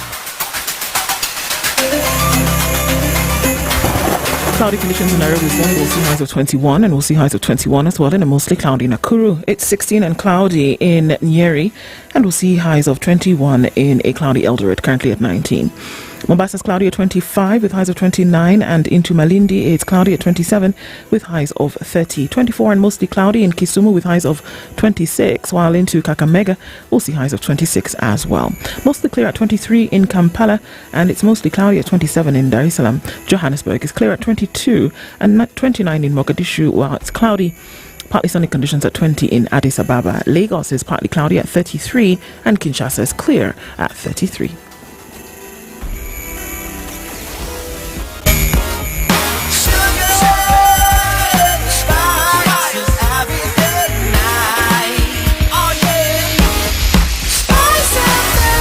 Spice up your life. Okay, so it's busy on the Thika Superhighway coming in past Survey out towards the junction of Murang'a Road and Wangari Maathai. Traffic coming off of Limuru Road is going to touch on Wangari Maathai just a little bit as you try to then get towards Chiromo out into the city in that direction, or going out into Westlands via Ojija Road. All right, if coming off of the Eastern Bypass, there's traffic going around that Embakasi Loop coming in from Cabanas, also touching on North Airport Road, so that might be busy as you then approach Outer Ring. Won't be too sticky too as you get well into it. Jogo Road getting out towards Landis is now quite busy as you approach the City Stadium roundabout. Let's look at what's coming out of Westlands. James Gishoro crossing over towards Wayaki Way. There's some busyness going on there, and also looking at Ngong Road, there's some traffic as you then try to approach the city. Keeping an eye on things, we're getting into traffic hour proper now. Let's talk on SpiceFM KE on X, hashtag the Situation Room. If you go out of this country and come back the same person, then you have a problem. Buy land, 1 million. Put it there for 5 years. What's the purpose? It'll have increased in value. No, that's the thing. That's darkness. That's an eclipse. You don't do that. I hope you don't believe that hustler is a poor person, or that all hustlers are poor. I've seen that conversation. Tell us, who is a hustler? Who's a hustler? Hustler is a person who is making a living through hard work. Corruption in Kenya is a political accusation. The people who are actually corrupt are not pointed fingers at. Kenya is not free. Kenya imeshikwa na mateka. It's under siege. Have you seen that lodge on Nyeri Road? Very high fence. You can't even windows sleep inside. Up near the ceiling. Yes. And if you walk that midnight, you see bats the size of cows. And when it rains, it doesn't rain on that building. Yes. When you're at All Saints and it's raining, it doesn't rain on that building. The things people will believe. The Situation Room, Kenya's biggest conversation. Mature, intelligent talk every morning. Spice up yourself.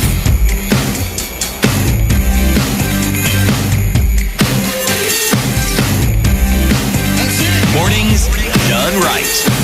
94.4 Spice FM, Nairobi. At 23 minutes to 8 o'clock, the Secretary General of the Kenya Union of Clinical Officers, George Gibore, and the Chairman of the of the KMPDU, Dr. Abidan Mwachi, our guest this hour, and we're looking at the health impasse in the country today. Before we went into the break, Dr. Mwachi, hearing from you then on this particular issue of hiring and training for interns, what is the position where the union is right now?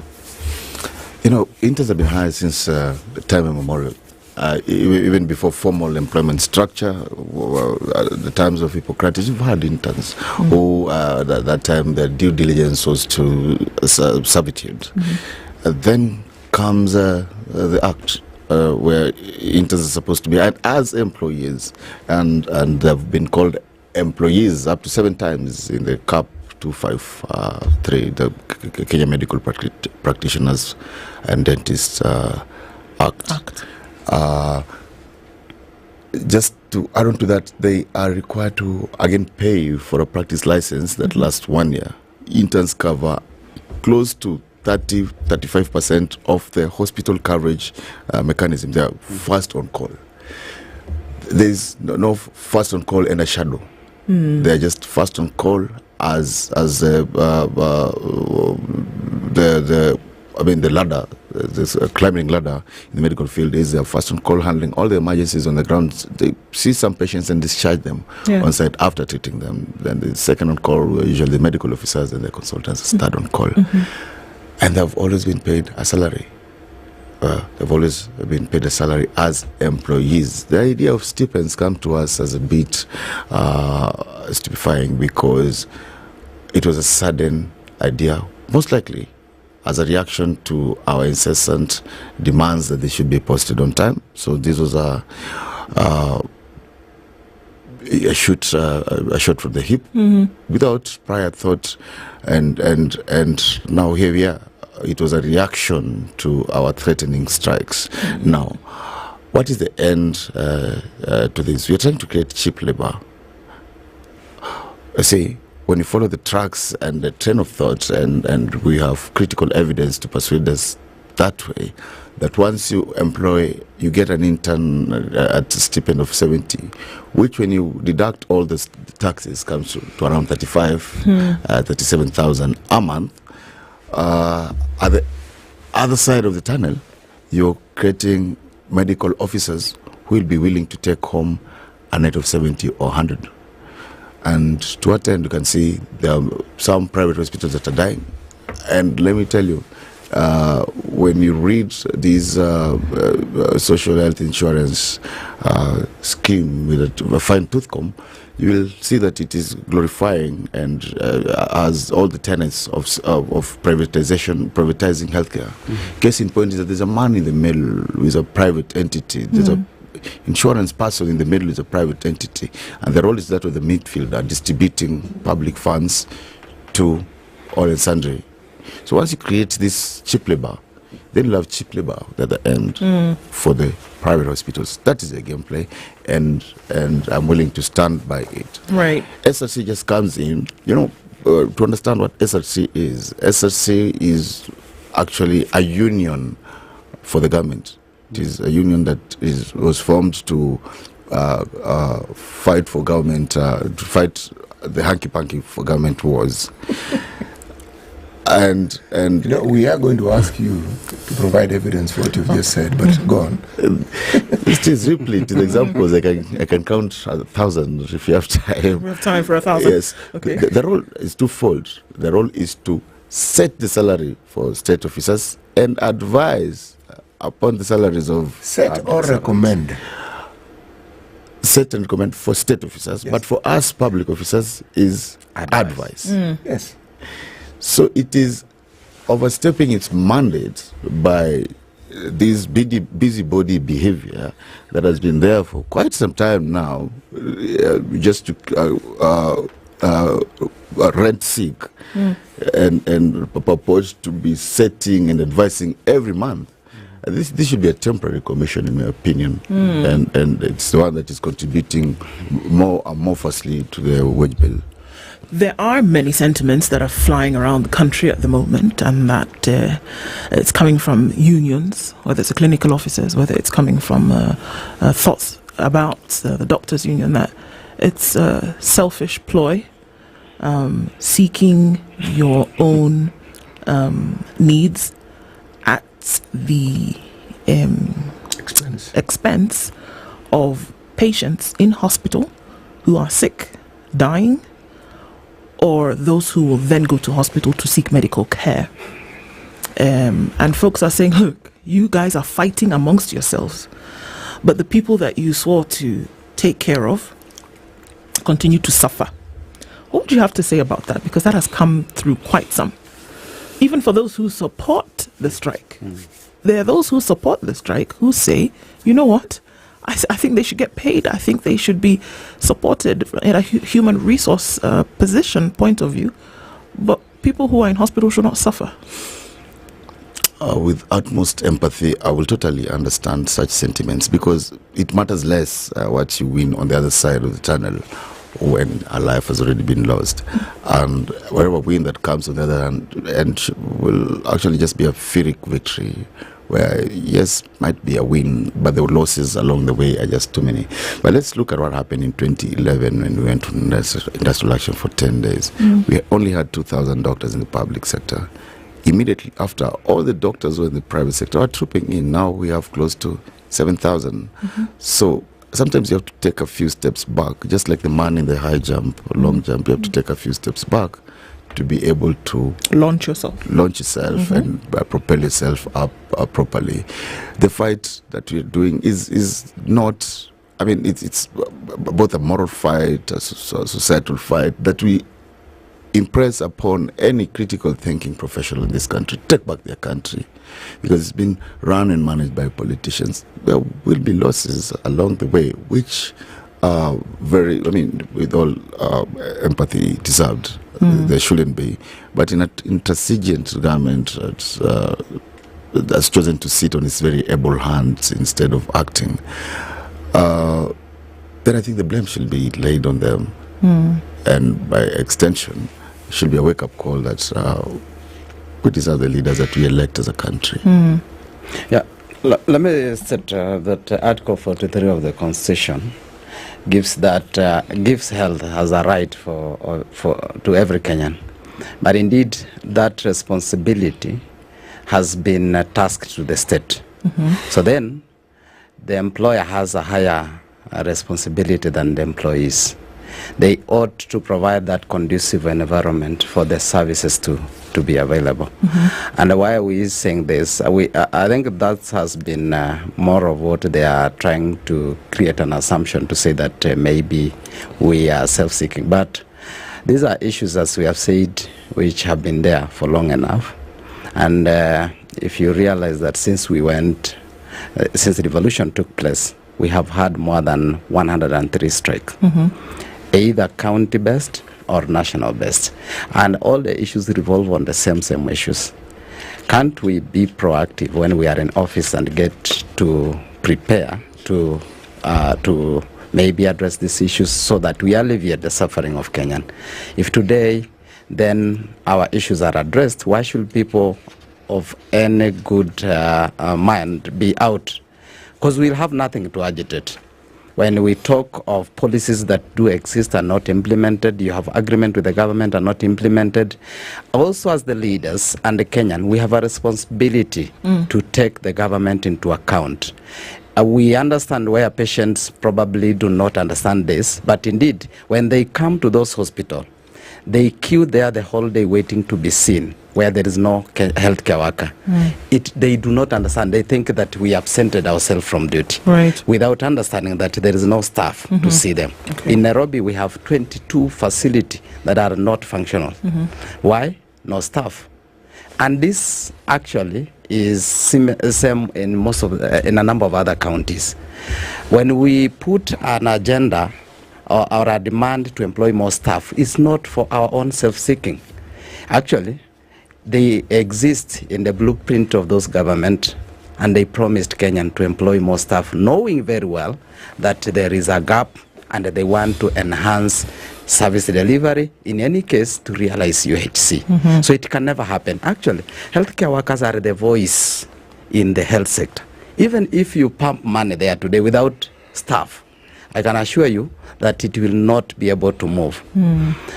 One key thing I need to point so that I don't forget on the issue of intern, why the Public Service Commission give that what we call staff establishment, it has including the estimated numbers of interns who goes for internship. So this document helped the ministry to appropriate funds and ensure that they have already planned for the next period. For instance, the total number which is approved is 9,500. Across the country? Yes, across all the cadres that goes for internship. So they only need to project it and prepare their budget in concurrence. And this time, we are talking about 3,557, I think, staff who are going for internship, less than the appropriated numbers. So when these things came up is when the minister was crying for, like, they have not been given enough money. They had actually indicated to have been given 3.6 billion for the internship, and they needed close to 7. So then they were trying to seek how to get more money. Then all of a sudden, the SRC thing comes up.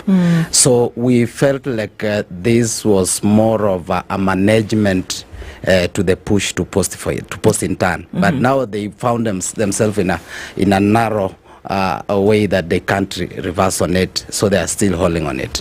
I hear what you're saying, and you know that's the thing with some of these kinds of situations, that will a strike force somebody to do something, or will a strike make somebody see the importance of doing something? Because now if you can force my hand to do something because of a situation that is quickly spiraling out of control, am I doing it because I see the importance of it? And that's what I think is very important when it comes to the health sector in this country, that the importance of some of these things must be realized and then action must be taken thereafter. But if we see a situation in the country that is spiraling out of control, and I in a position whereby I can do something about it, I don't want that egg on my face. I don't want that uncomfortability. So you have forced my hand. whether it's important, whether it's not important, and that's why we see that a CBA has been signed, but it is not upheld 7 years after the fact. So which is more important, Dr. Machi? You're speaking like a very good human being. Which I would hope I am. Must be. But that is not how these government people think. They think about, their thoughts are selfish. And we know that for a fact. It's about entrepreneurship. It's about what is in it for them, not what is good for society. And we have, history is replete with examples, as I have said. It will be the right thing to be honest. And to be honest, in this case, would mean you just honor the CBA that you put pen to paper. But how many CBAs have they prevaricated? 2013, 2015, 2016, 2017 was actually where now the sparkly, the fire, the Commons back broke. Yes, and now, again, even after the 100-day strike of 2017 and leaders going to jail and it being an international phenomenon, here we are in 2024, and we are exactly the same place that we were in 2017, as if nothing really happened in 2017. So there are no lessons that were learned. The president now was the deputy president at that time. Most of these governors, this particular time and hour, actually have their signatures appended on our collective bargaining agreement. The dishonesty, the doublespeak, yes, the hanky-panky business that defines our leading class, our political elites, and by extension defines what the people have to elect, is what is putting us in this problem. Will our actions force? I think I would want to be Machiavellian in this, that the end will justify the means. Once we get things put in the correct order, it will not matter whether the emotions are hurt, the egos are slurred, provided the thing is done. It's done. Yes. There's also been sentiment that has come from a number of unions that with the current laying off of certain doctors already, certain staff already, that has happened in about 17 counties, that that's not going to stop this. That you want, I believe it was the deputy SG who said, well, until there are no more doctors left, keep sacking. We're not going to let go of this thing until you sort out the issues that are supposed to be sorted out. Is that the position? Yes, and I'd like to congratulate all the doctors who've been sacked, all the doctors who have show cause letters. This shows that you've been in the fight. You're just not coming in as a rookie with clean clothes, while your colleagues have their clothes muddied and blood splattered. You've been part of the fight. I've been sacked 3 times before, and it's nothing strange. This government and success previous governments think that intimidation usually do work. They should look at the generation they're dealing with, the generation that they will easily leave medicine and go to farming and still have some ambit of time to put their lives together. You are saying that this particular government has probably bitten more than it can chew. Absolutely. yes, actually, they are though. So, and the issue of firing staff, in 2012, they fired all the healthcare workers who were on strike then, and they hired some. That is, after strike had gone for 3 months, they fired everyone, hired others. Purportedly, they served for 7 months. The agreement was there.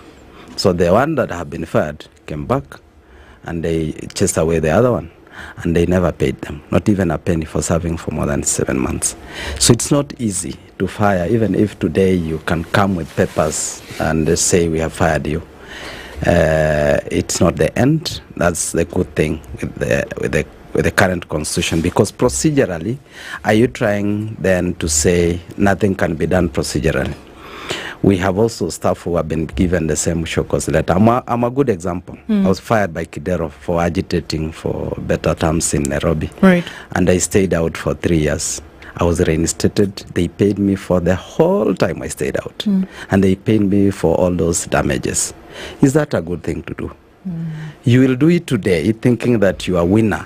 But again, when it comes back, it bites back to the taxation of people. Actually, you are the one who is more of causing more pain to Kenyan, because then I'm paid for that period I was out, I'm paid for the damage, And where does that money come? It does not come from his pocket.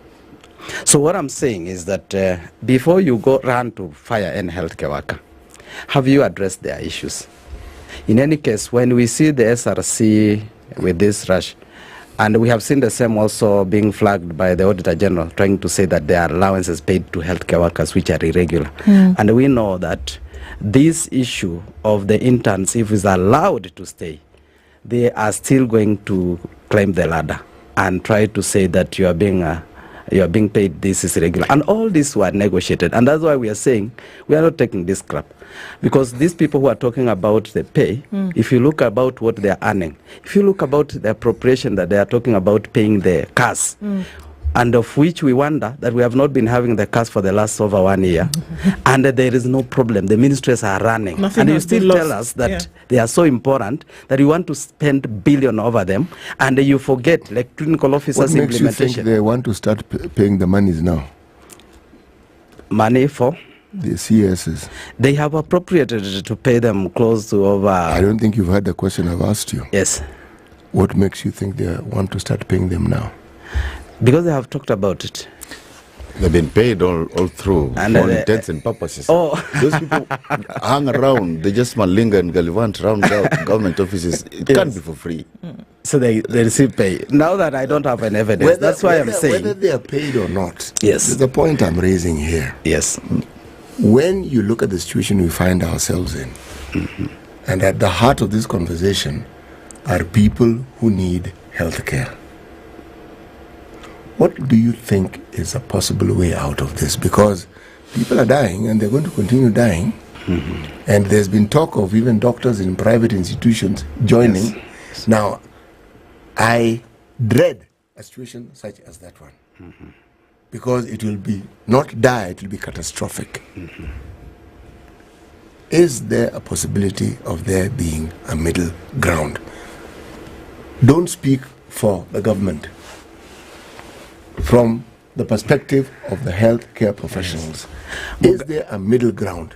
You are asking where will the bus stop? Right. And we are saying the driver is the government. I don't want it to stop. I want it to slow down. Yes, the driver is the government. If it stops, then it means all hope is lost. Yes. Okay? And I would not like to go there. Yes. Okay? But I also hear you saying that the governments, not this government, governments don't understand any other language other than that of a strike. That is what I hear you saying. They have demonstrated so. And that is why you issue a demand letter and they don't call you on the table.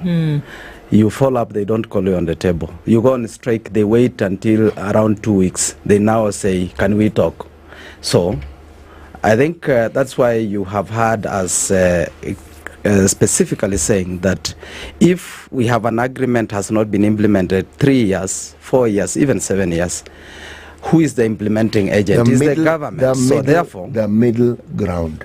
Yeah, let me finish. Then therefore, the person who went on strike first is the government. We joined the government on strike. So why are we being accused of... We've heard that rhetoric before. I'm not buying it. So, Dr. Machi, then for you, I mean, even as a clockwise... Now, I want to assume that you be the the conciliator. What will be the middle ground, Muga? I am not a health professional. So maybe we can hear from Dr. Machi. What is the end like? What is the next thing in sight? What do we see? Because right now it seems there is an impasse. Where are we going? Right now, from the union standpoint,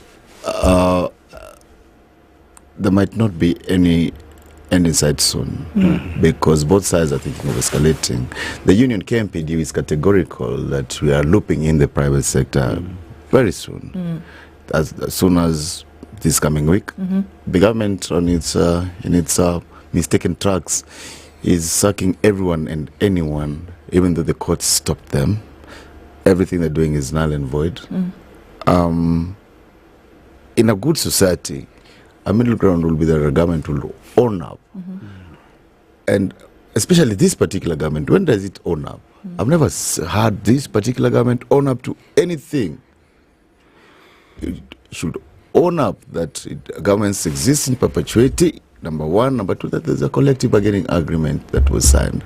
Then number three, that they give reasonable reasons, not excuses and things picked from the magic hat as to why they cannot implement clauses 1, 2, 3. But there's one that is non-negotiable, and that is the clause on our interns. That is non-negotiable.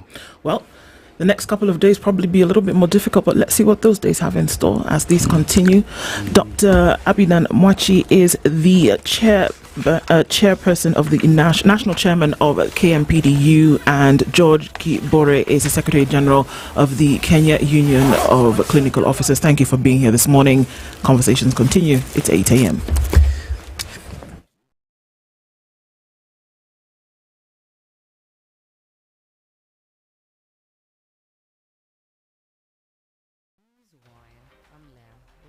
President William Ruto is in Tanzania to join in commemorating the 60th anniversary of the mainland's union with Zanzibar. State House spokesman Hussein Mohammed stated that the president's participation in this national celebration will underscore Kenya's cherished relationship with Tanzania. He stated that thereafter the head of state will commence a 2-day state visit to Zimbabwe aimed at bolstering political, economical and socio-cultural ties between the two countries. During the visit, President Ruto is also expected to sign several bilateral agreements in health, investment, defense and education, as well as hold talks with President Emmerson Mnangagwa. And even as the president is away, brace yourself for heavy rainfall from today through to the weekend. Met Department Director David Gikungu says high intensity of rainfall, which may be accompanied by floods, will be experienced in Rift Valley, Nairobi, Lake Victoria Basin, off the coast, among other areas in 46 counties.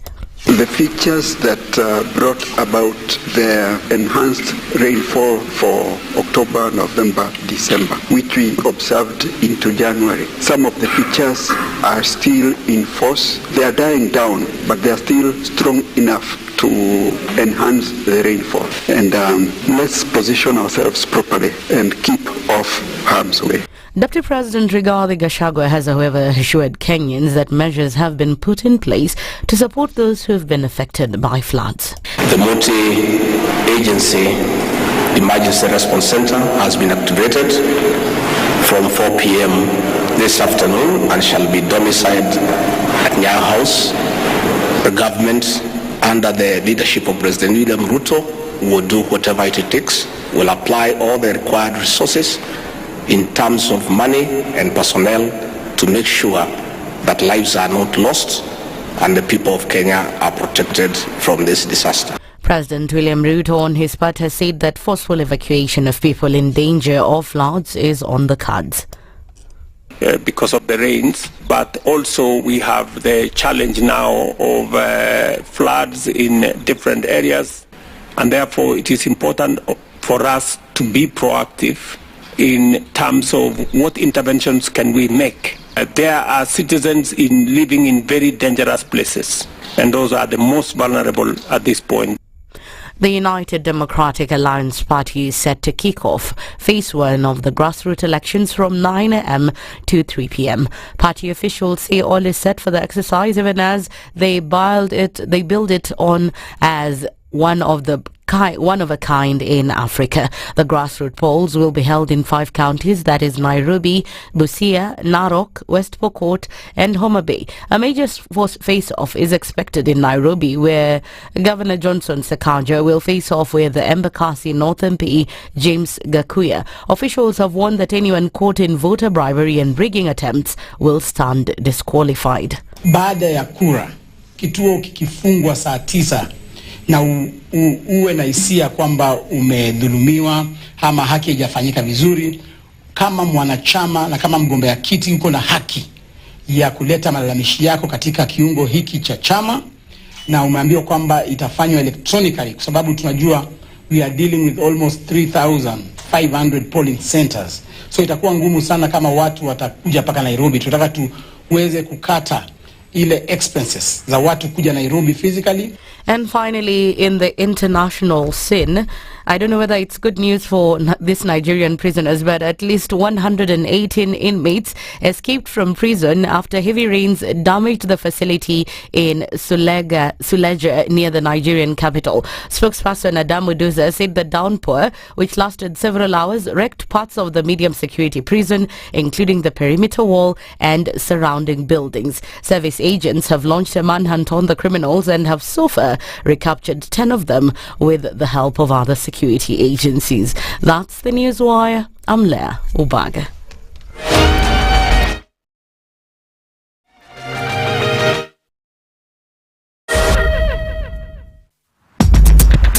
Right. 102.5 Spice FM, Kisumu. It's critical that people pay taxes. But then taxation has to have a limit. When you start overtaxing people beyond certain limit, then this now we call robbery with violence. We are all struggling, but we don't show. If you're not doing well, shame on you. But you have to say, I'm broke and I'm struggling. We are not okay until everybody is okay. We are pretending to have political parties. Why don't we just be honest? And we say, these are the Luyas, these are the Kambas, these are the Kikuyus, and we find ourselves in Kenya. You know, with politics and leadership, no matter what you do, there will always be a complaint. There will always be the assumption that you're either stealing or you're not doing things right. As a leader, don't fear. If you know you're doing the right thing, you've thought about it, you've got an expert advice, do it, then understand later. This country, we don't need prayers. Prayers is between you and God. Good governance and thinkers who care about the country and not their stomach. That's what we need. The Situation Room, Kenya's biggest conversation.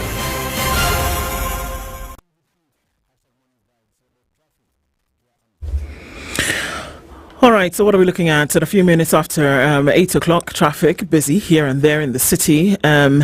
So Aerodrome Road is shut off. So folks are coming in Langata Road and are trying to get through towards Haile Selassie. You're going to have to go the route of the Nyeri Stadium roundabout and then go down Haile Selassie that way.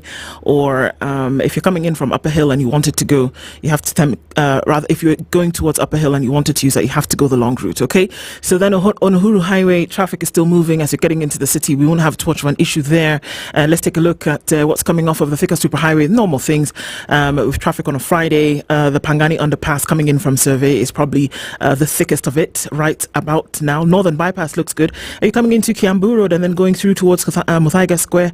Also just a smidgen of traffic and you'll be fine thereafter.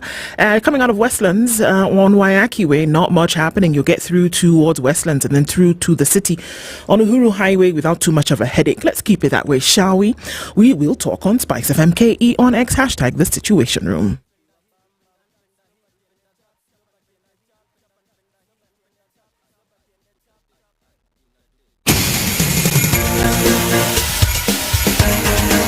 This is The Situation Room, the home of hard-hitting political commentary and penetrating insights about the state of the nation. This is a talk radio experience like no other. The Situation Room, a place for hard truths, debates, and elevated conversations. The Situation Room, witty, political, engaging, deep, controversial. In the room, we have C.T. Muga, researcher, academic, seasoned political observer, a fountain of wisdom in these politically uncertain times. Ndu Okoh, Nigerian by birth, Kenyan by choice, communications expert, Pan-Africanist, a truth seeker and believer in people power, and Eric Latiff, agent provocateur, the man in the chair, seasoned journalist, news hound, a man who believes in punching up, not down. This is The Situation Room, the only way to start your day. At 8 minutes after 8 o'clock, welcome to the third hour of Kenya's biggest conversation this morning, this Friday, the 26th of April. All right, where are you tuned in around the country? And if you're on our live streams of YouTube and Facebook, and also our audiences on KTN Home, Karibu Sana, as we get into solutions conversation this hour. All right, so the rain has been coming down, has it not?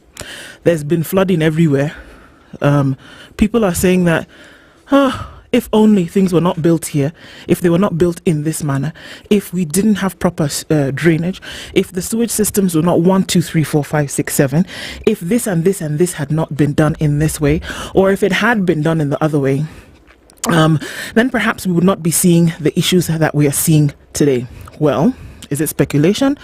Or is it actually true that if those things that we say were actually the case, then we would not see the wanton destruction that we are experiencing today? Those are questions we must ask them. At this hour, 2 guests in the studio. They're engineers. They're the people we say solutions. They give us solutions for many things. Engineer Jane Mutulili is the chairperson of the Association of Consulting Engineers of Kenya. Jane, good morning. How are you? Karibu sana. Thank you very much. Welcome to the hot seat of Kenya's biggest conversation. Thank you. Also, Engineer Francis Karimi is a registered water professional and lead expert in environmental assessment and audit. Good morning. Good morning. Welcome to the Situation Room. We're going to be talking about solutions this morning and asking ourselves the question, what can actually be done? But before we get into it, let's welcome you properly. CT gives us proverbs every day, and he goes to a different African country every week, and he'll tell you where he's gone this week, and then he'll tell you the proverb as well, and then you can tell us what they mean to you. Does that sound fair? Okay. The whole of this week we've been in the Republic of Congo, not to be confused with DRC, the Democratic Republic of Congo. This is Congo Brazzaville. Exactly, and it borders the Atlantic Ocean, believe it or not. The proverb for today is of particular interest because a song was sang that was reminiscent of this particular proverb by a gentleman called Samba Mapangala. For those, I see the nodding, it means someone, yes, is attuned to what I am saying. The song was Vunja Mifupa Kama Meno Bado Iko, okay?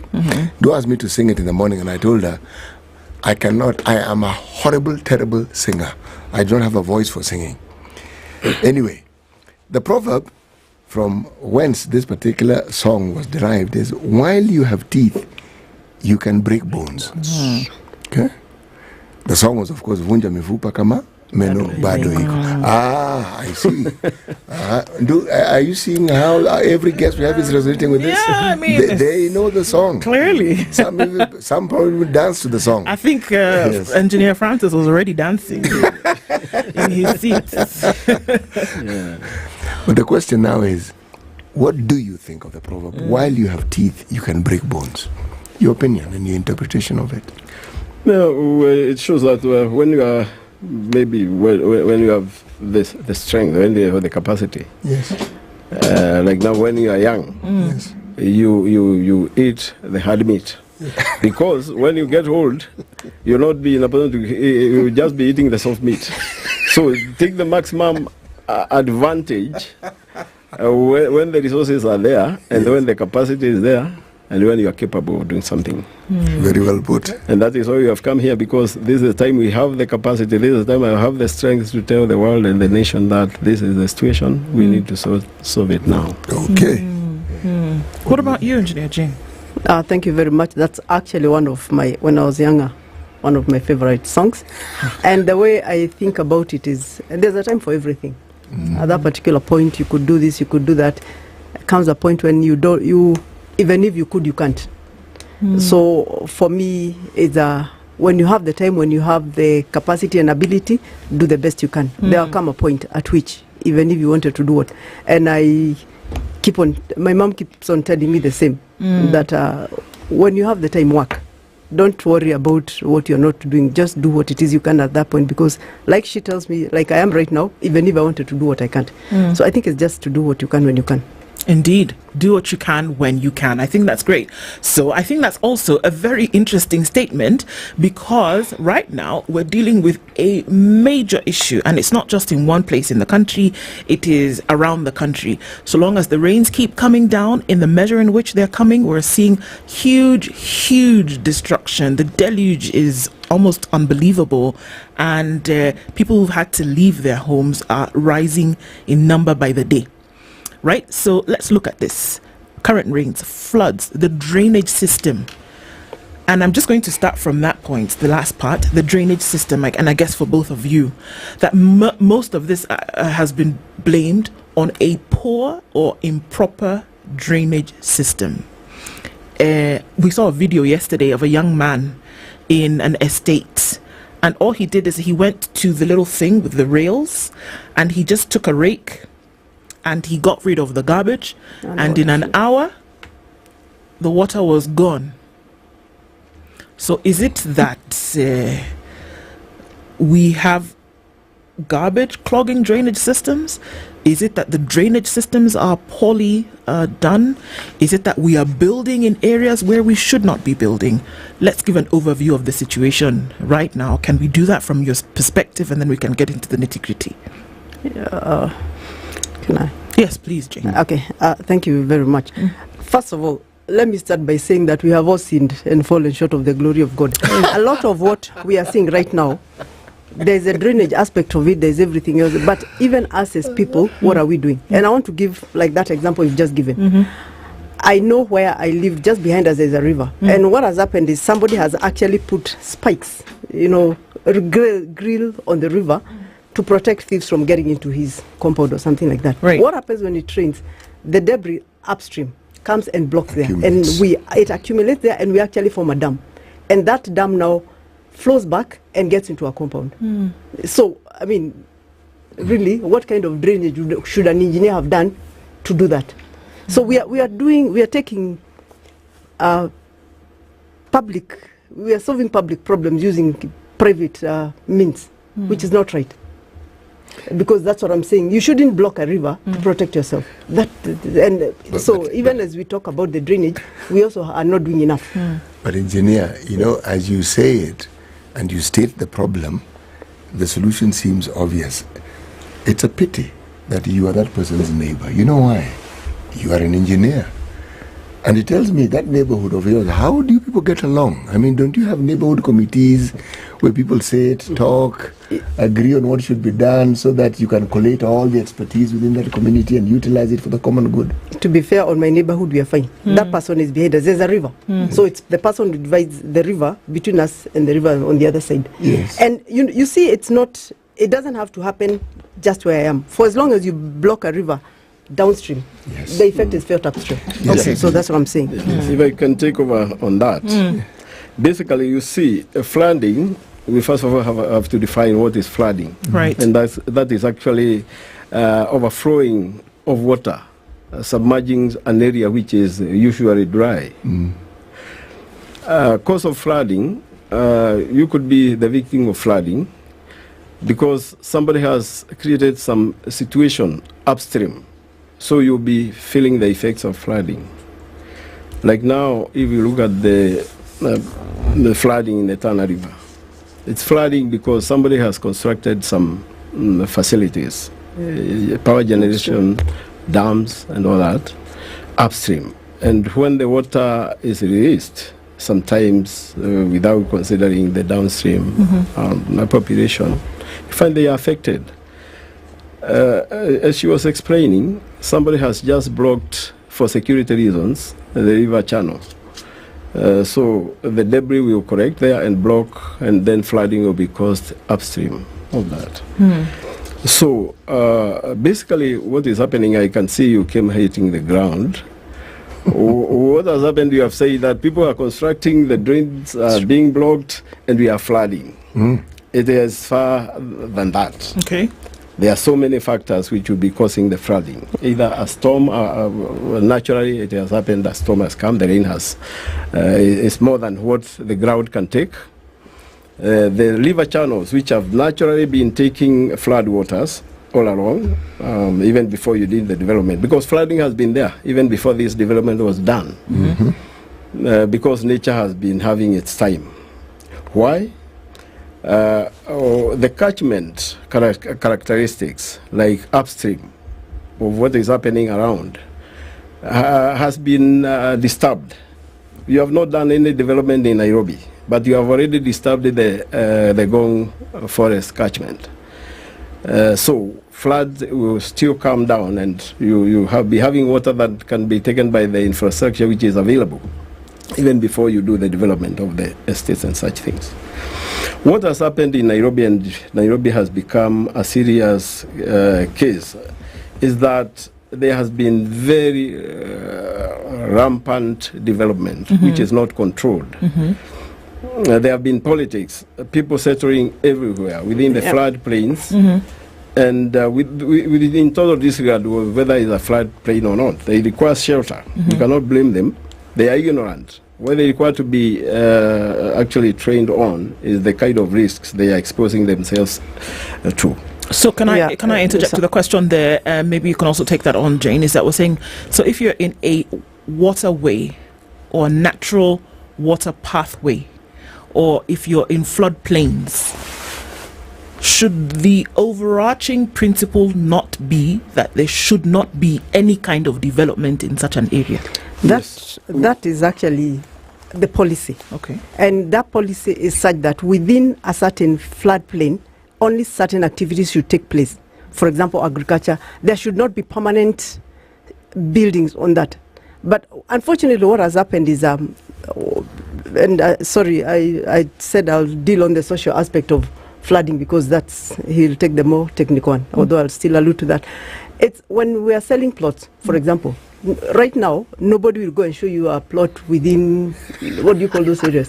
You know, those flood, they're called plots, Maguta. Yeah. And because right now, they are not accessible. But during the dry season, it is also good. You've seen what is happening in the river. Beautiful houses that were built probably 3-4 years ago. It has not flooded the way it has. So the assumption is that that is not a flood, it's not a floodplain, but it is. And the planning should be. And I get very disappointed when I see that we are trying to flout the policies because we can. Within a certain riparian, it shouldn't be. Nothing should happen there. Within the next floodplain, because we have the riparian and then we have the floodplains, nothing permanent should be there. And even you as a person, when you're going to buy that property, what kind of investigation, what kind of assessment are you doing? You know, you find somebody's buying upstream, it's probably 7 million. Downstream, they'll give you a concession, they'll say probably 5.5 million. And you're saying the rest of that, you know, that difference is because you can take care of the rain. Water goes where water does. And there's nothing much anybody can do about that. So it is actually those policies that are broken, that should be broken, that is what is ailing us. And before I finish on that, also, Nairobi has become, initially, as he said, it floods. This is not the first rain that we're having, but it's probably getting worse as time goes by. Because the pavement, initially when you have green spaces within an area, it absorbs some water. So that the water that is now flowing into the water causeways is actually not that much. Now it comes in a flood, even from when it rains, all the water just goes. There's no perforation, there's nothing. Percolation, there's nothing like that. So that's normally a problem. From a more technical point of view, Francis, what are we talking about here? You mentioned the developments that we're seeing around Nairobi. We use Nairobi as an example, and I think we all know the different areas where we've seen these developments come up. What is happening whereby now there was no development, and then now there's development, and then the rain comes and I wake up in the morning and there's water in my house? Me who lives maybe 200, 300 meters from such said development. What exactly is happening? Yeah, now you see, flood generation is actually controlled by the catchment area. If the land is not absorbing so much water, that water will be a runoff and it will cause havoc downstream.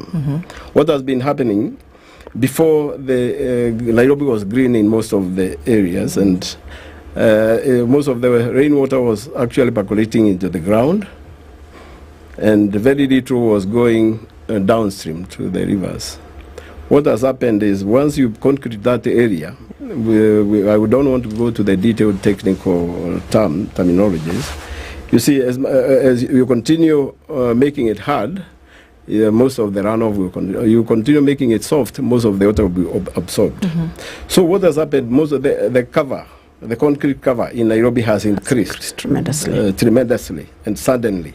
And all that water is now going to the drains and the rivers.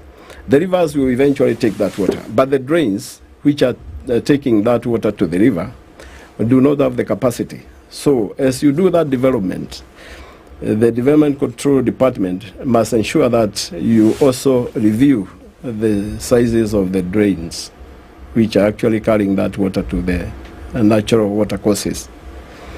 You also have, and this one, it means that you have to do some master planning in drainage development, so that if you are allowing development of high-rise buildings covering a certain area, you have to know that the flood will be taken, the drains have the capacity to take all that water which is going to be generated, because all the rainwater now will be 90% going to the river. Before it was 30%, 70% was being absorbed on the ground. For every development, there's an engineer. Yes. There is an engineer. In fact, we see those, those swanky boards and everything. There's an engineer, there's a contractor, there's a site, this, that, the other thing. So the engineer then essentially is the one who should be advising on some of these things. So the assumption is that, okay, let's just assume that people don't know. That the person who is developing here is not aware that, if I'm going to develop, then I need extra in terms of drainage. And I'm perhaps being naive here, but it to me, who is not an engineer, for anybody who is watching or listening, it is an assumption that somebody who is working on a development would know this and would apply this. But from what we are seeing and hearing, that this has not been applied, and the city is underwater. Yes. Maybe I should first of all respond to that. You see, we require an integrated approach. There are so many players in the development of a city. We have got the city planning department, we have got the community itself, we have got the business people who are selling land, she is saying. So many people. What we require is strict adherence to standards, and actually educating the society of what would befall. Because everybody thinks that by throwing garbage into the side drain, it does not affect, as long as it is away from his house. But then it is affecting somebody else. Every good housekeeping has to be instructed from now. And everybody should be told that we have to keep the city clean. Otherwise, once you obstruct the drainage channels, the whole thing will be in a mess, and all of us are going to be affected. So if you sink, if you want to sink the boat, you just punch it. It will not matter who has punched the boat, but you are all going to sink. We are all sinking like fools when we have got experts. Somebody yesterday asked, why should we be having this problem when we have got experts in this sector? Yeah. And we have the experts, we are the experts, but there's more to it. I'll tell you, I know you are waiting to see what has embedded this one. Yes. Is that there are so many players and so many factors have to be considered, some of them which are beyond. Let me also add my voice to that. Yeah. I wanted to say a normal society. In a decent society, what happens? Development follows infrastructure. So you first of all have the infrastructure, and then you decide you have a road that can access this place, and therefore you can put a certain number of people dwelling spaces in that. You have this kind of drainage, and therefore you can actually empty more water into that. You have a certain size of sewer, then you can do that. What happens, unfortunately, and very, very unfortunate, especially in Nairobi, we first of all put up a high-rise building, and then we start asking ourselves, where will the water go? How will the assessment be? And that has happened. Kileleshwa, look at Kileleshwa. I don't even know what to call it, because what has happened is that, look at South Sea. Let's not even go to Kileleshwa. Look at South Sea. It's just become, I don't even know what to call it, because the infrastructure, no, let me not use that word, it's not politically correct, but the infrastructure that is there, that has been there since I don't know which years, is the one that has taken how many more buildings there. We used to have, I think, single dwelling units within a certain plot. Right now, we are selling them, we are amalgamating them, and then we are putting up 15 high-rise buildings having so many people. So in these terms, when we're looking at 30 years ago, if you had 100 single dwelling units with a drainage system which worked, because it rained then. Absolutely it worked. rained then, did it not? And heavy rain, okay.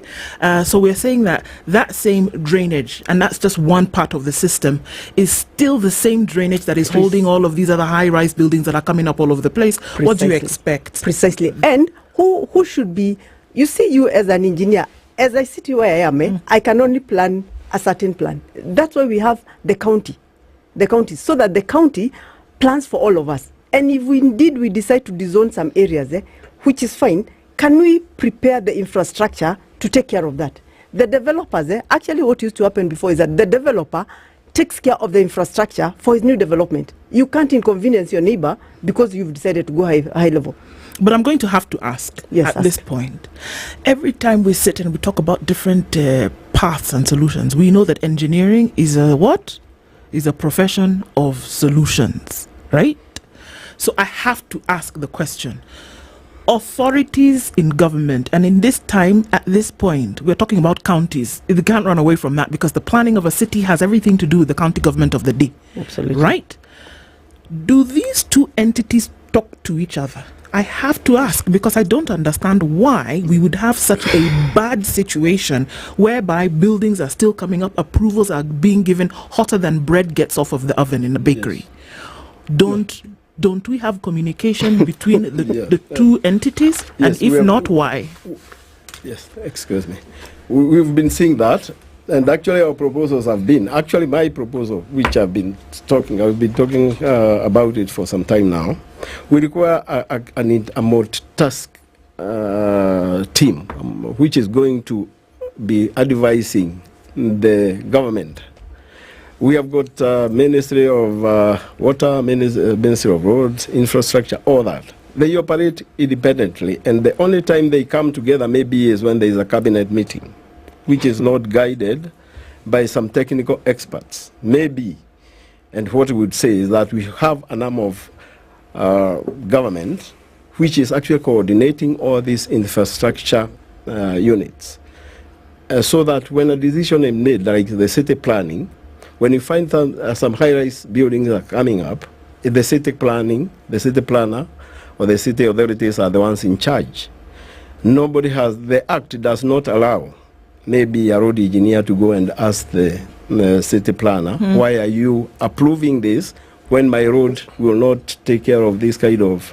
So you'll just build your road and you build your road because you've been given the contract, even though there's going to be some potential danger in the future? Yeah, you come, you plan your road, you say the drain which is going to take the water which is coming from this catchment is this amount. Then the city planner goes and gives an approval. For a different thing before, other than what you're actually planning for that road. Yes. So it becomes... It's not that you do a road that is actually not adequate. You do a road that is adequate for what you're doing. But I just want to respond to that. When the current county government of Nairobi came in, they appointed experts into the planning approval committees. I was there. I remember I was with Dr. Gichuki and a few other people. And we served in that committee for 1 year. I don't know how much we did because anyway, I know at the end of the year we are no longer in that committee, but I also don't feel like even when we were put there, I don't think we're effective. Because what you're trying to ask is, we want us to approve this. What is the supporting infrastructure for this development that you're doing? That was never answered. So that's what I'm saying. It's not that they are not there. In theory, they are there. But what are we? How effective are we? Let's take a break on this point, because I really want to come back and ask where are the voices, because here we are and we're dealing with a dangerous situation. People are dying. We're not talking about maybe there will be suffering or maybe there will be a difficult situation. People have died. If we look around I think Nairobi's count is 15. We're looking around the country at 45. And these are some of the things that we're talking about, that where is the voice when it comes to insistence on doing things the right way? And as we come out of the break, then we'll be talking about what are the solutions, because at the end of it, we must find a solution for all of this, hadn't we? We're talking this morning about engineering solutions towards the flooding situation that we're seeing around the country. We'll take a break and be back after this.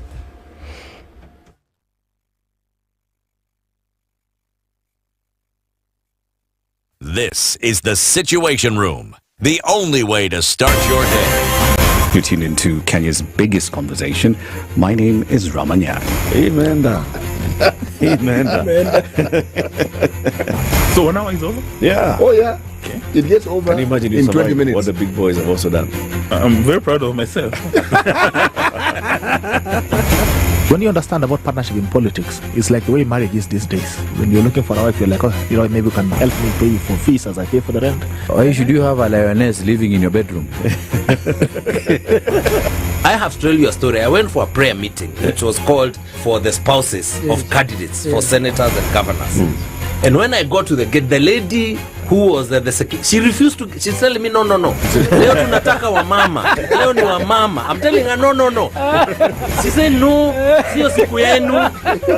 And I thought, there's a problem here, because if it was a man, but this was a lady. It will be called First Ladies until you change the name. The Situation Room, Kenya's biggest conversation. The weather with SpiceFM. Cloudy conditions in Nairobi. The rain is still coming down. We'll see highs of 21 and highs of 21 as well. In a mostly cloudy Nakuru at 18. It's 16 and cloudy in Nyeri with highs of 21, and we'll see highs of 22. In a cloudy Eldoret at 19. Mombasa is cloudy at 25. Malindi is cloudy at 77. We're looking at cloudy conditions at 24 in Kisumu, going to highs of 27, and we'll see highs of 26 in a mostly cloudy Kakamega at 24. At 23, it's sunny in Kampala, highs of 26, and cloudy conditions at 27, going to highs of 29 in Dar es Salaam. In Johannesburg, it's sunny at 22 with highs of 24, and into Mogadishu at 29, cloudy conditions through and through, highs of 33. Partly sunny at 20 in Addis Ababa with highs of 23, and it's cloudy at 33 in Lagos. That'll be the high, and we'll see highs of 32 in a mostly sunny Kinshasa.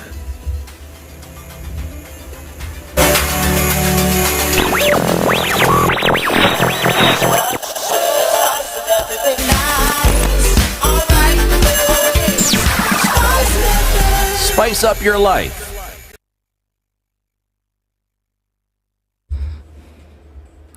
Okay, how crazy is traffic this morning? I think we're still looking at a little bit of it here and there, coming off of the Thika Superhighway, not too crazy. Just that survey, then heading out into the CBD. Also, coming off of Langata Road, that looks okay. Remember, Airdrome Road, we're not using it, okay? So let's stay away from that, at least for now, until they tell us we can. Landish Road is busy as you go towards the Kamkunji roundabout and getting into the CBD at Haile Selassie. Apart from that, I think we're doing all right. Traffic hour has not been too painful this morning, and we're just going to keep an eye on things as we progress through the morning. We'll talk on SpiceFM KE on X, hashtag The Situation Room. Mature, intelligent talk every morning. Spice up yourself.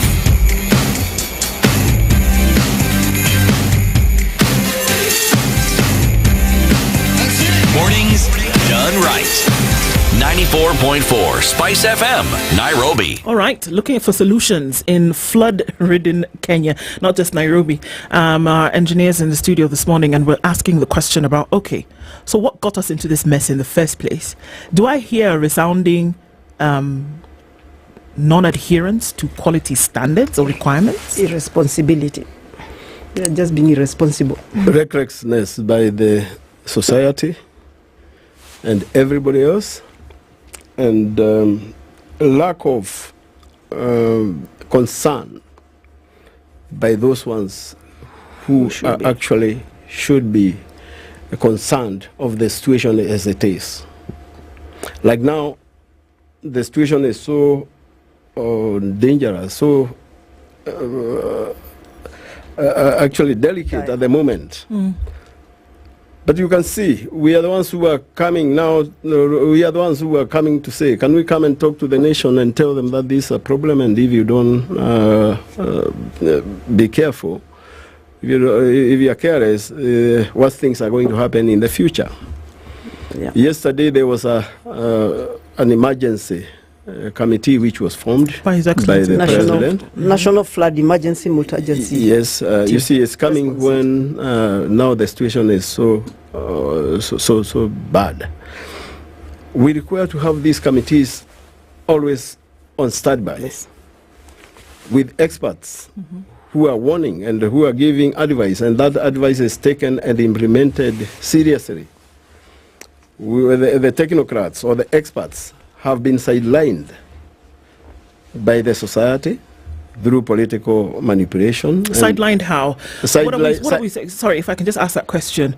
Because again, if we're talking about a profession of solutions all the time, realizing that this is an issue, and we do have a lot of these experts on these boards, on these bodies that are supposed to be giving advice. Like we said, in any development, it doesn't matter if you are working on a cattle dip. There will be an engineer whose name has been emblazoned on the thing.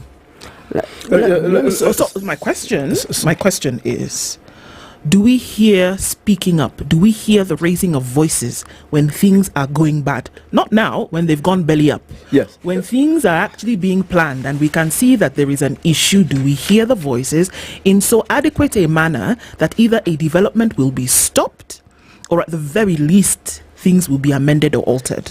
Yeah, exactly.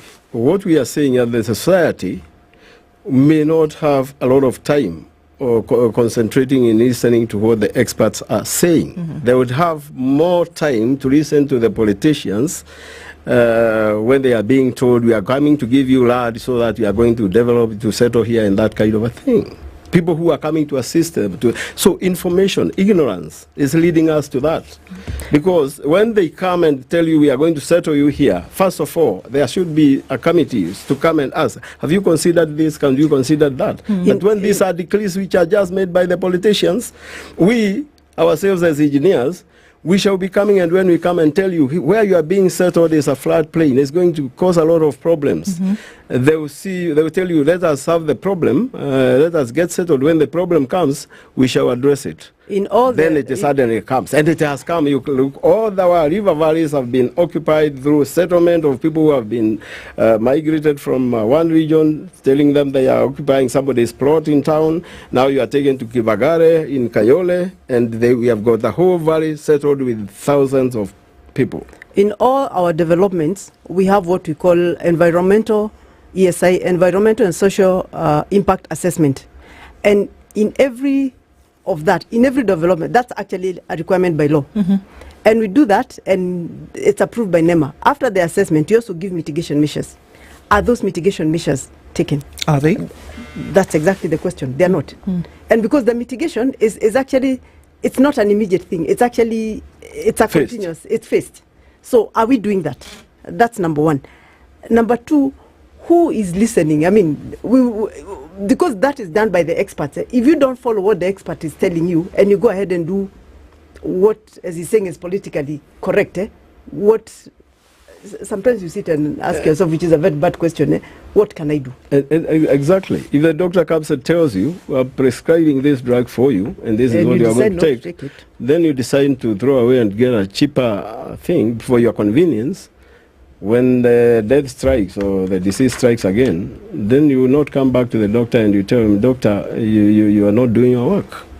The experts have actually done their work, and you see, for a drain, to come up with the size of a drain, there's a lot of calculations, a lot of research carried out before you say my drain is going to be 2 meters wide, 3 meters. And by the way, we look at that catchment of that drain, reasonable future expansions of the catchment area, and we also look at it's got the 100-year return.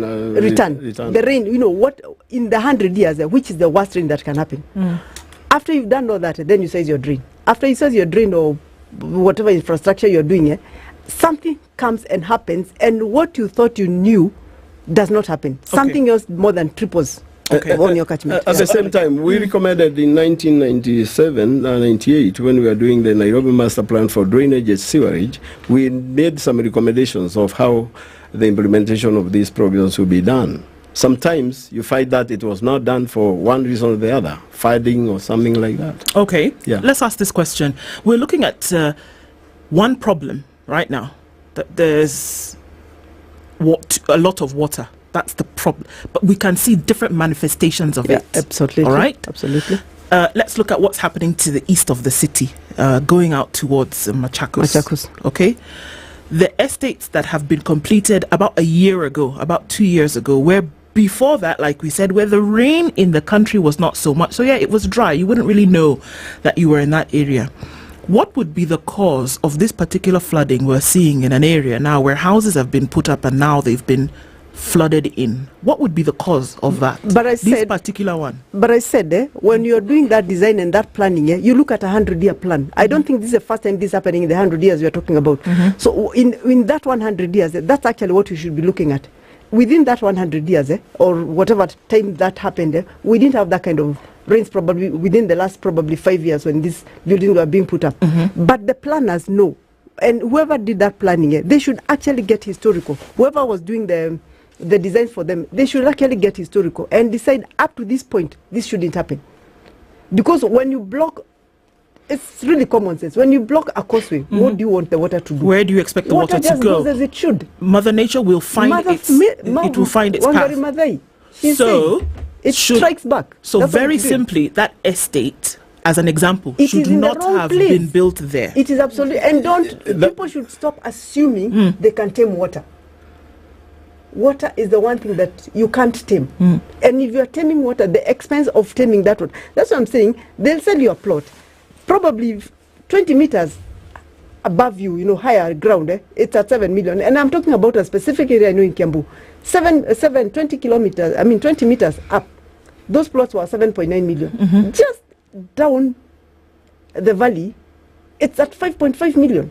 They should not be allowed to sell that property. They should not be allowed to sell. And that 2 million is not adequate to compensate you, even you as a buyer. Please just be knowing when the difference is when the deal is too good. And what you have said about the Mombasa Road development, you see, we have got a floodplain, the Adi floodplain down there.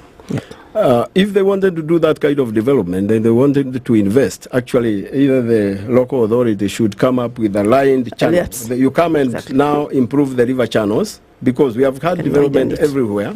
Make it wider, make it deeper, line it with concrete, so that even if there's a storm, that was saying, the water will be evacuated very, very fast without actually overflowing to the adjacent estates. So the people who sell, the people who develop, the county authorities who give approvals for all of these developments to happen have a case to answer. Yes, that is correct. Unfortunately, and I say this with a lot of reservation, we as professionals, I don't think we are innocent. Because by the time you're going to help somebody develop that property there, you have the knowledge.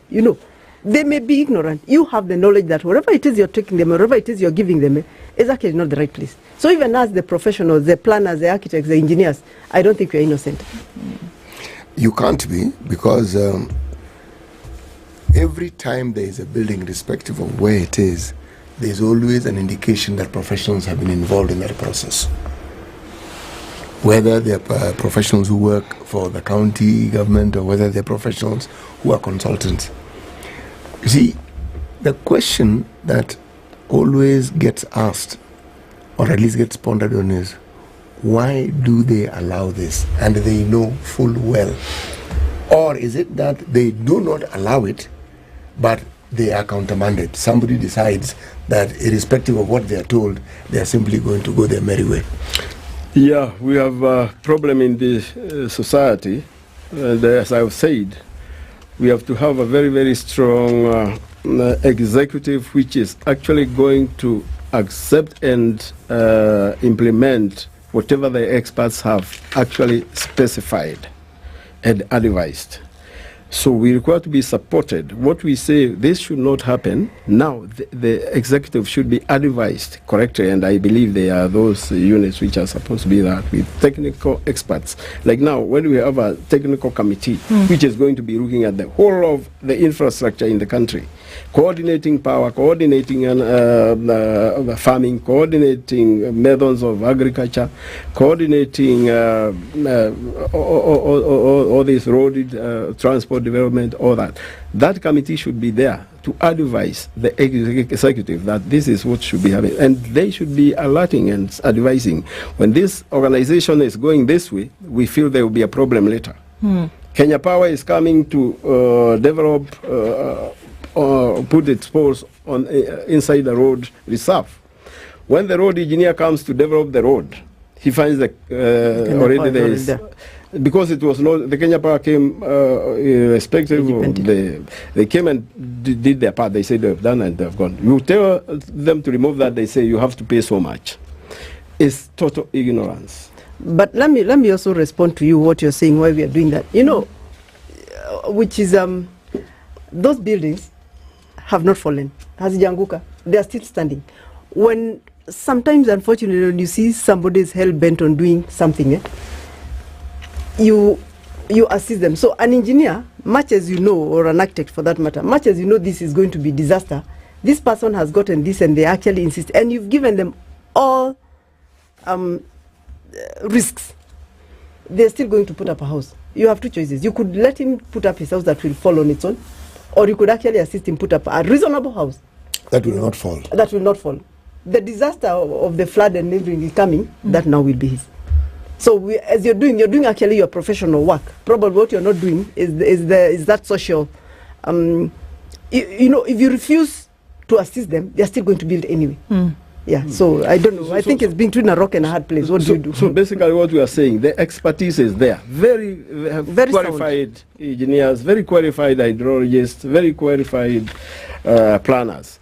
What we require is coordinating all these experts from the county, from the national government, from all these organizations, and you coordinate them. And the political goodwill. The political goodwill. Actually, that is the greatest engineer we have in this country. So what needs to happen? The politician, once he says do it that way, everybody will follow. Will fall in line. Yeah. So what needs to happen today? Because here we are in a situation that is dire. Right? There are folks today whose houses have not been flooded in, but with the heavy rains that we are told will happen for the next 2 weeks, they could be possible victims. Let me try to respond to that. And there are people who have had to leave their homes, don't know when they'll come back. Destruction has taken place. What needs to happen today? Is there a solution for now? Okay. Now, what happens after every infrastructure, after every development has been done? We have what we call S-build drawings. S-build drawings is that you had this plan, but because of some reasons you build this way. Now we want you to give us the drawings of what you did. The situation we are right now, I'm not sure what the developer said or what was approved and what has been done. My thought of the immediate what to do immediately would actually to have an assessment of the whole of our drainage system, of the whole of our infrastructure system before the rains are over, so that we know which areas are flooded. We do what we call a flood risk assessment during the floods, because sometimes we assume that this was supposed to be done and it didn't happen. So the immediate thing that should be done is actually get professionals to go and assess what is happening, the areas that is happening.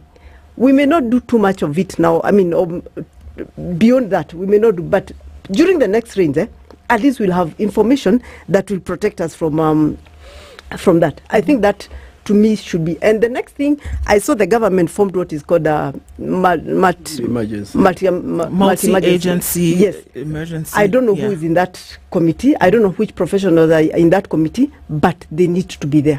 How long would an assessment of the drainage systems take?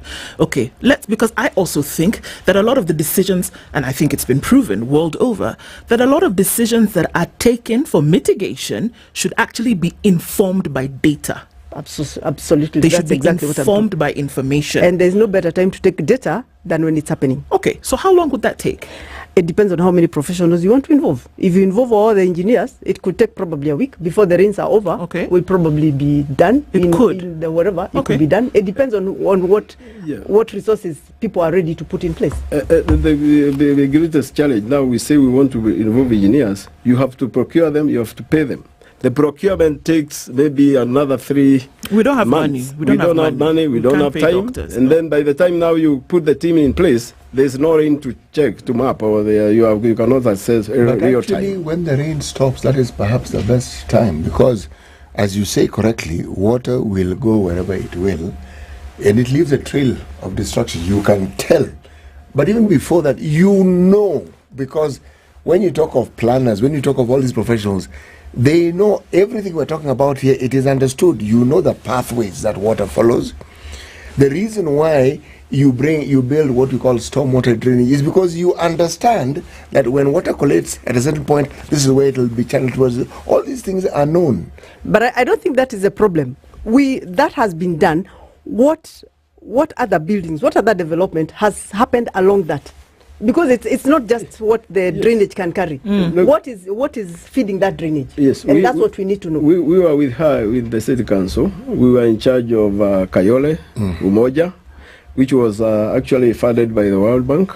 And the experts were the Mutiso Menezes were Joint Consulting Engineers. The engineers, we did our day up to a limit, where the riparian actually we developed up to that, and we put the sewers downstream. In 1992, 93, people were moved from the bus station there, and they were taken to those valleys by the then political establishment, and allocated plots, and allocated plots by the chiefs, by the councillors. Everybody was there along the whole of that valley. Now their houses, high structures, and they have already now blocked what had been planned by the engineers. So, then that is why I was saying the political engineer is very powerful. We could not tell them not to. I was in charge there. When I said that things are going to go wrong there, they went back to the president and told him there's an engineer who is actually blocking this development. I was transferred from Kayole to Madale. Then I resigned out of those frustrations, and I went to consultancy. So you can see how it goes. So short of an assessment being done today, over the next 1 week, what we're saying essentially is that we're likely to see more destruction happen. Kenya Met has been unequivocal in what they've been saying for the last 4 months in terms of what is going to happen with the rain. This, by the way, should not come as any surprise in terms of the high levels of rain that we are seeing. It shouldn't come as any surprise to anybody because they have early warning systems are in place and they work very well. Again, decisions informed by data and information. They've also told us that it will continue for the next 2-3 weeks. That the height of it will come at the end of April, beginning of May. So it's not even as bad as it is going to get. So we're saying short of this assessment, stuck in the same place. Is that what we're saying? Sorry, I can understand what she's saying. Actually, what should happen now, that disaster emergency committee should actually be in full swing now. We don't wait only for giving food and such. We get to the ground with the technical teams now, assessing, and with the press also, because the press also is going to be to actually assist so much in informing. We assess this is what is happening around Nakuru for this time, and then we coordinate with the meteorological department. We know where it's going to be worse. And as I said, it has not happened. Buildings have not collapsed. They are going to collapse. Sorry, touch wood on that. God forbid, because if we have landslides because of the wet ground conditions, some of those buildings which have been collapsing during the dry season are going to collapse, and then we are going to have more disaster to manage because we never followed the instructions from the word go. We shall be sorry at the end of it. We have to be firm, and everyone has to be very serious. We have to be hard. We don't want to be called good. Let us get the police and everybody give support. These buildings should be demolished immediately, and we don't care where. Take us to the court and wherever. Otherwise, we have to clear from these valleys. We don't want to start crying for when the damage has been done. Right. There was a pipeline which actually got fire there. I think Mukuru Kwanjenga. We lost over 100 lives. Right. And people could see, experts could see, people are settling on a pipeline. So coming in from you, Engineer Jane? Yes, I was going to say it is first of all very unfortunate. I think that's why I should have started from that. We have lost a life. You know, one life lost because of floods is actually one life too many. So that is really unfortunate. we should do what it is we can as engineers, and our umbrella body is called the Institution of Engineers of Kenya. The little that we can do, I know the President, Engineer Sharma, has started a fund for disaster for just disaster support. It's not much, we cannot do much, but at least that will, we need to sympathize and empathize with our brothers and sisters who are that. So that's the first thing we can do. But please involve engineers. We are here, you trained us, we went to the good universities and we did the good course and we did what we can. Just use us, use our expertise. When you give advice, it's not, we are not just talking. It is actually informed information. So I think that should be used, that should be taken into account and use the information that we need. And involve us in this disaster response. Please involve engineers. Indeed, and the conversations must continue. Running out of time, unfortunately, and it's sad that we have to speak about it even when the situation is so bad. But I think we cannot stop, like both of you have said. We have to thank you for being here this morning, at least to shed some light on some of these issues, and that we can continue talking about them, because we always say when you talk about something, two things happen. One, somebody talks about it in circles where something can be done, or two, something will actually be done. And those are the two things that we hope will continue to happen. Engineer Jane Mutulili is the chairperson of the Association of Consulting Engineers of Kenya, and Engineer Francis Karemi is a registered water professional and lead expert in environment assessment and audit. Thank you so much for being here this morning. Good morning. It's 9 a.m. Thank you. Spice up your life.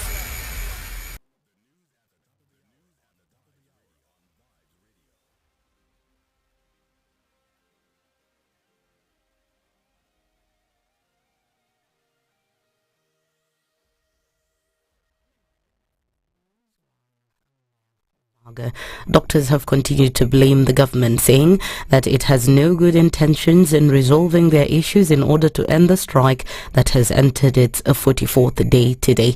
Speaking on SpiceFM Situation Room, KMPDU Chairman Abidan Mwachi has dismissed claims that the government has implemented 18 out of the 19 issues they raised. We told them to pay the basic salary arrears that they owe us from 2017 because they committed to doing it since 2017. A child born then is now in class 1. They have not done it. That is already 2. We told them, right, that they need to put the processes of CBA negotiations in KTRH, KNH, and MTRH in place and rolling. They have not done it. That is already 3. This issue of 18 to 1 is a political statement. And besides, when we caught them in their tracks and we told them, now that you've given us 18, which must be more expensive than the 1, why don't you take the 18 and give us the 1? Which they refused. What does that say? They're just playing games, mind games, chicanery, and a lot of mischief, which is quite unfortunate.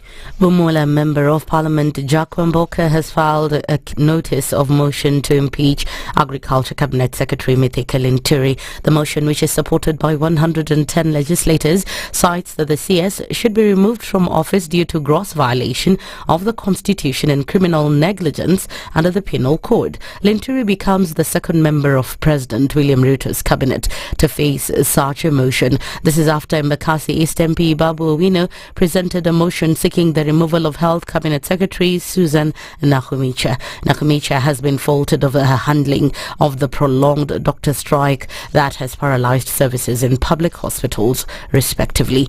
A 35-year-old rape suspect is nursing a gunshot wound at Siaya County Referral Hospital after he was shot for attacking and seriously injuring a police constable in Alego, Songaseb County. The suspect, identified as Isaiah Otieno, was shot on the thigh after he attacked and hacked police constable Chacha Mwita on the head using a panga. Siaya County Police Commander Cleti Kimayo said that the panga that was recovered from the scene has been kept as an exhibit. Hundreds of flood victims rescued after their homes were submerged by floodwaters in Machakos County have been cautioned against returning to affected homes.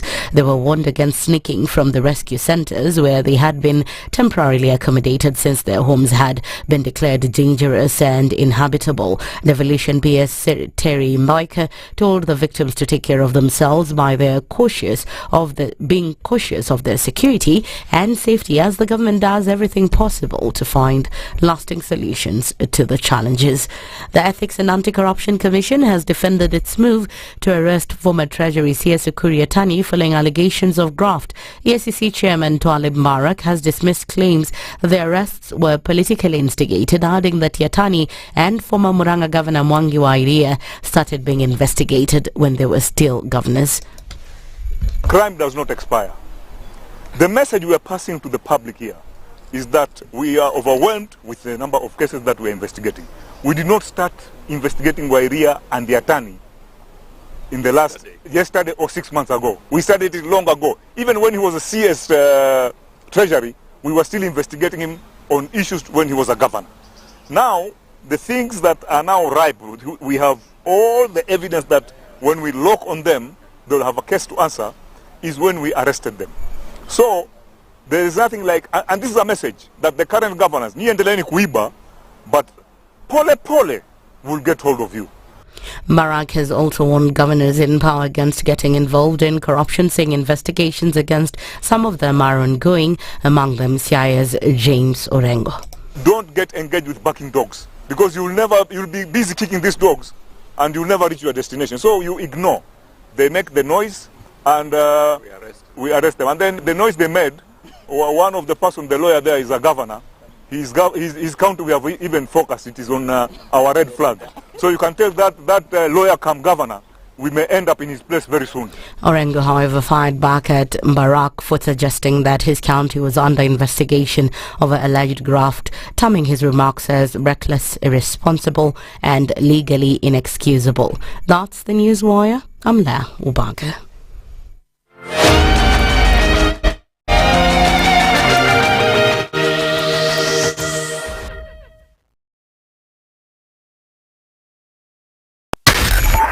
.4 Spice FM, Nairobi. Revenge is for children. It's for kids. When you grow up, you realize the best revenge you can take on somebody is to ignore them. I'm just new in politics. It is not everybody's cup of tea. That's why some people come in one term and that's it for them. Political parties in this country do not have ideologies, whether luring or otherwise. And that is the effect of corruption. Any time an offense occurs anywhere in the country, it is the job of the Inspector General to look into it. Whether it's corruption, whether it's murder, whether it's betting, that is his job. If we have chosen to be a corrupt nation, then we produce corrupt leaders. Everything then becomes chaotic that you cannot be able to change a nation.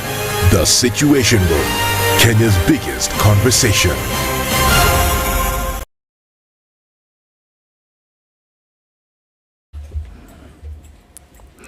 Okay, at a few minutes after 9 o'clock, traffic still continues to do the thing this morning, and not too crazy, just a little bit of it left coming in on the Thika Superhighway. I think just at that Pangani underpass is where we'll deal with the most of it right about now. And then coming out of Westlands on Wayaki Way, as you get towards that Westlands used to be roundabout area. Also on Kangunda Road, there was a little bit of traffic, but that seems to be dissipating. Landis Road is where it's really heavy, getting towards the Kamkunji roundabout and then onto Haile Selassie. And apart from that, I think we will see the most of it go away in about 15 minutes or so. Let's see what happens. But not to know, when the rain comes down, everything's going to slow down a little bit more. Keeping an eye on things this morning. Be careful where you're going. We'll talk on SpiceFM KE on X. # The Situation Room.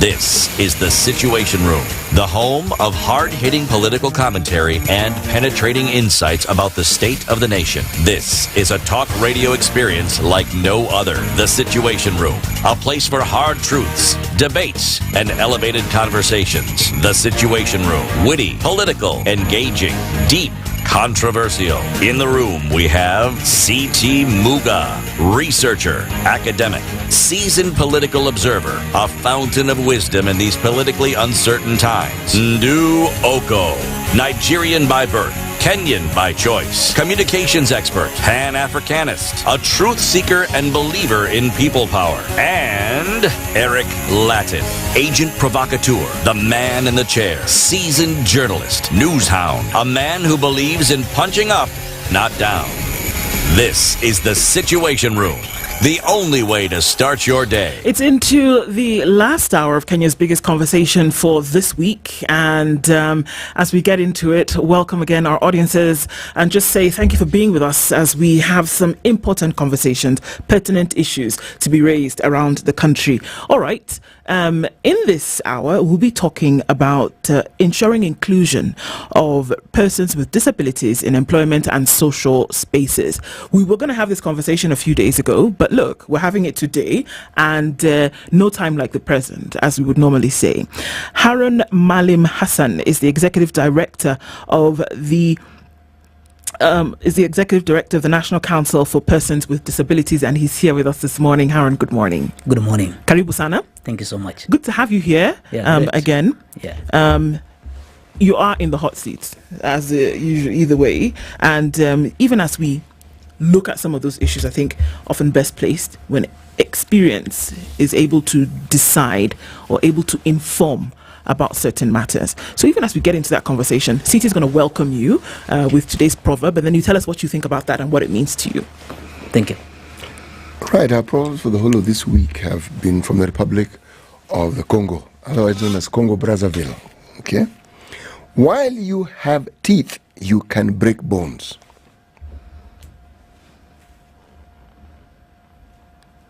What do you think? Maybe in the context of the office I sit. Yes. If you have an enforcement capacity, yes, you can effect changes in a society. There you go. Yes, wonderfully said. Wonderfully said. Wonderfully said, yes. Clearly, this is a proverb that can be applied to very many life situations. Indeed. Yes. Well, okay, so in this conversation today, talking about inclusion of persons living with disability in employment and social spaces. All right, just give us an overview. When we talk about inclusion, what exactly are we saying when it comes to employment and social spaces specifically? Thank you so much. Inclusion generally means, in the contemporary context, that everybody is equal before the law and live in a barrier-free society where they enjoy equal right with everybody without any restriction. That's what inclusive society is all about. And in the context more specific to persons with disabilities, understanding different forms of disabilities and the barriers they contend with, and addressing the issues of the barrier so that you can enable this person to enjoy equal right with everybody.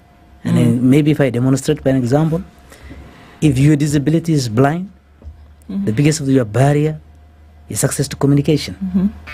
Are we providing our information in an accessible format?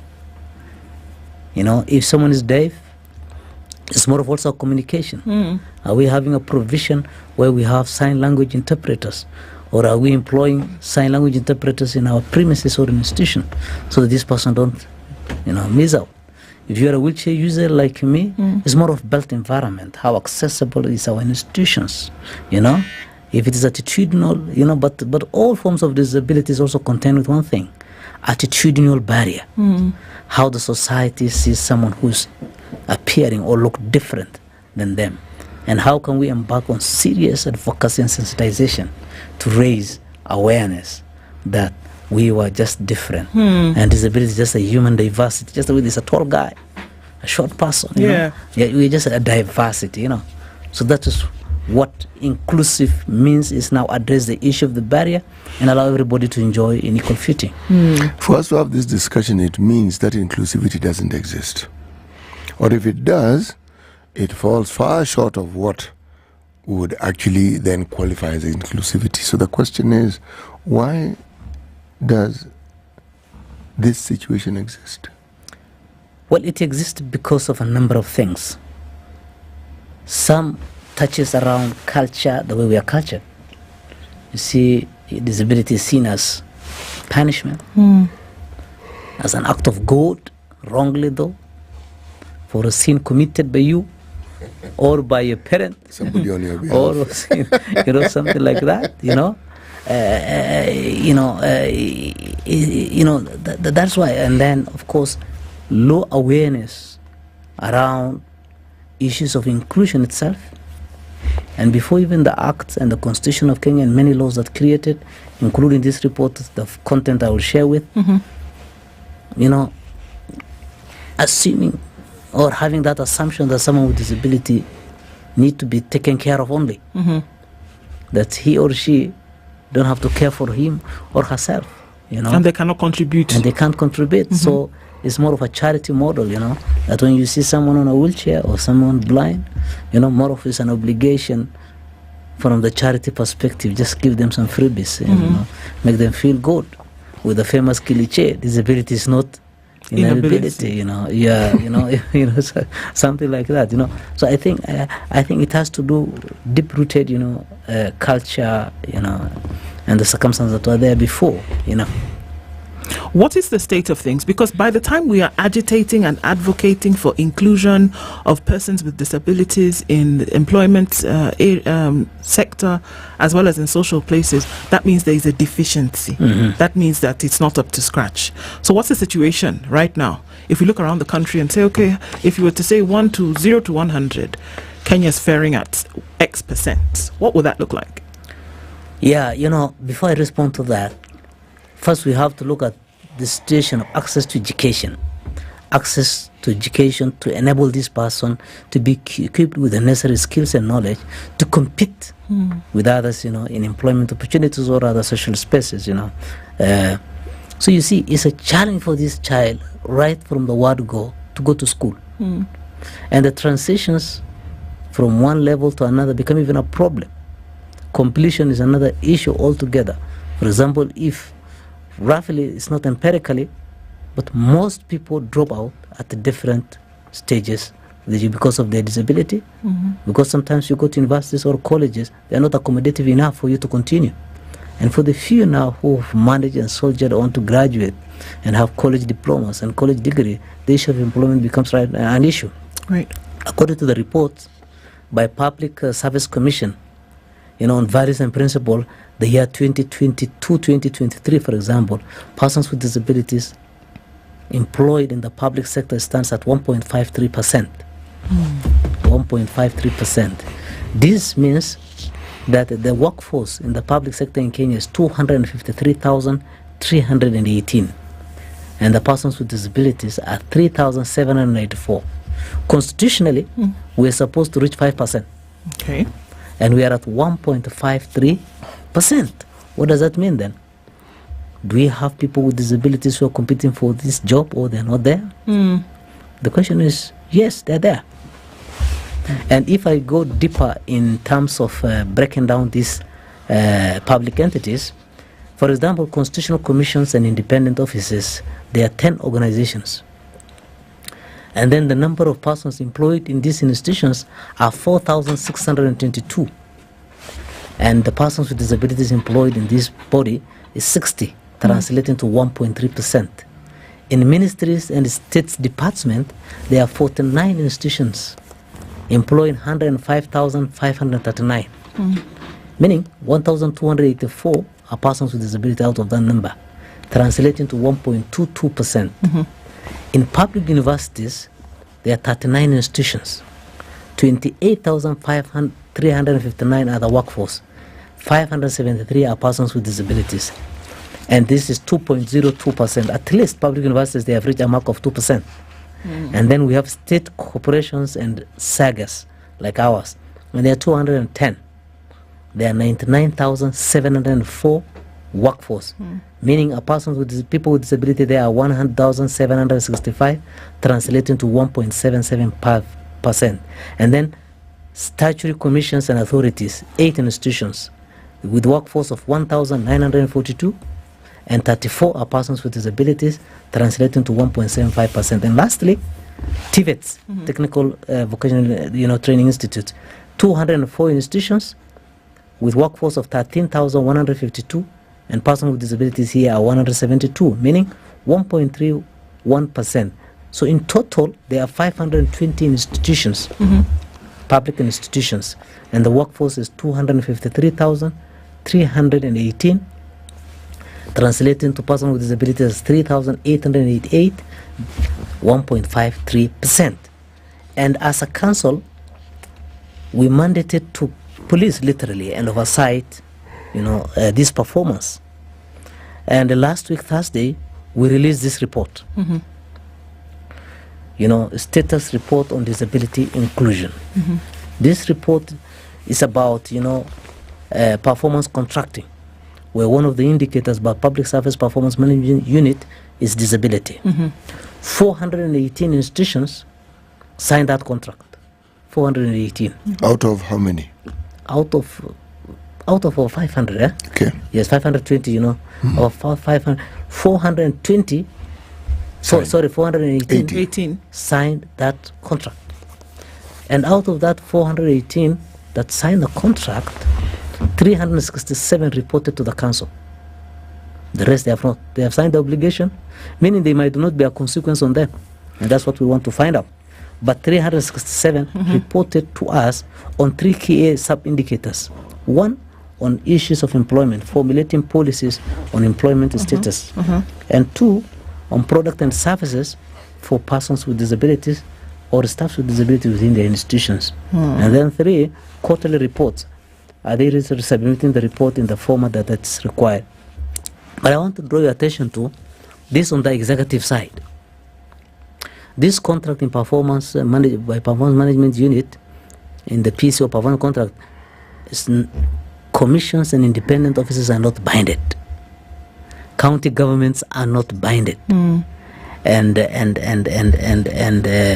independent officers are not also binded. Why not? Parliaments are not binded. Judiciaries are not binded. There's no framework. That's what we are working on to see to it that there should be a clear framework of how the parliament also can report, judiciaries can report, commissions, independent officers can report, and county government. So this 480 is just an executive arm of the government. Let me jump in there and ask who would be responsible for developing this framework under which then, because essentially what we're looking at here is across board, because when you talk about this inclusion, you're not just talking about particular areas, we're saying across board, isn't it? Exactly. But we're also saying at the same time that because there's no framework to then enlist or require certain offices or certain institutions to have this requirement, then it is difficult to enforce. It's difficult to even demand. So who would then be responsible for developing this framework? In the executive side is Ministry for Public Services, where CS Kure is the cabinet secretary, and it's a negotiated process. And this performance indicator, disability is just one of the indicators. There are other indicators, like road safety and other things. So even in other arms of the government, we have to engage their leadership, in a negotiated manner to come up with a framework, how to enforce the necessary laws, articles within the constitution on what inclusion is all about. And that's what, as a council, we are working on. And that actually rhymes with the proverb from the Congo. Do we have, as a council, the enforcement capacity to effect some of these things? Because the law that created us makes us more of an implementer, not a regulator.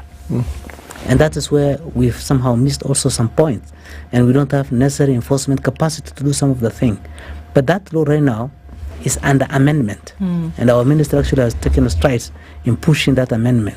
It has gone through the Senate, it's now the National Assembly toward the tail end, and if it is passed, and unfortunately I have to emphasize that's the only piece of law that has not conformed with the current constitution.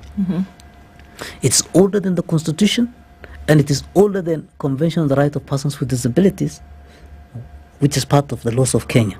So if this passes, probably a lot of things will going to happen, and we're going to have more of a teething to bite to enforce some of these laws. Coming to this report. Yes, please go ahead. Out of the 367, there are 2 commissions, and we have to laud them, voluntarily on their own, reported to us. The Teacher Service Commission and National Land Commission, in the manner that is prescribed in the performance contracting guidelines. And they're doing quite, well. And here, if you look at the issue of the employment, out of these 367 that has reported, 240 translating to 65%, don't have a single person with disabilities in their workforce. 240 don't have a single person. And then only 13 out of these 367% have reached the threshold of 5% and above, 13, and making it 4%. The rest, they have 1, 2, between 1% to 3.5 or 4.5%. So the situation, if it comes to employment, is really, really a problem for persons with disabilities. Yes. Let me ask this question. How many people are there who are living with disabilities in Kenya and who have requisite qualifications to be employed? Okay, let me break it down. How many people living with disabilities are there in Kenya? Let's start there. Great. According to Kenya National Bureau of Statistics, their last census, there are slightly less than 1 million people with disabilities in Kenya. Unfortunately, this figure is being contested by persons with disabilities and the stakeholders because it is way below, empirically defined or, statistics that is accepted universally of 15 to 16% of any population translated to persons with disabilities. And we've engaged KNBS. Why did this happen?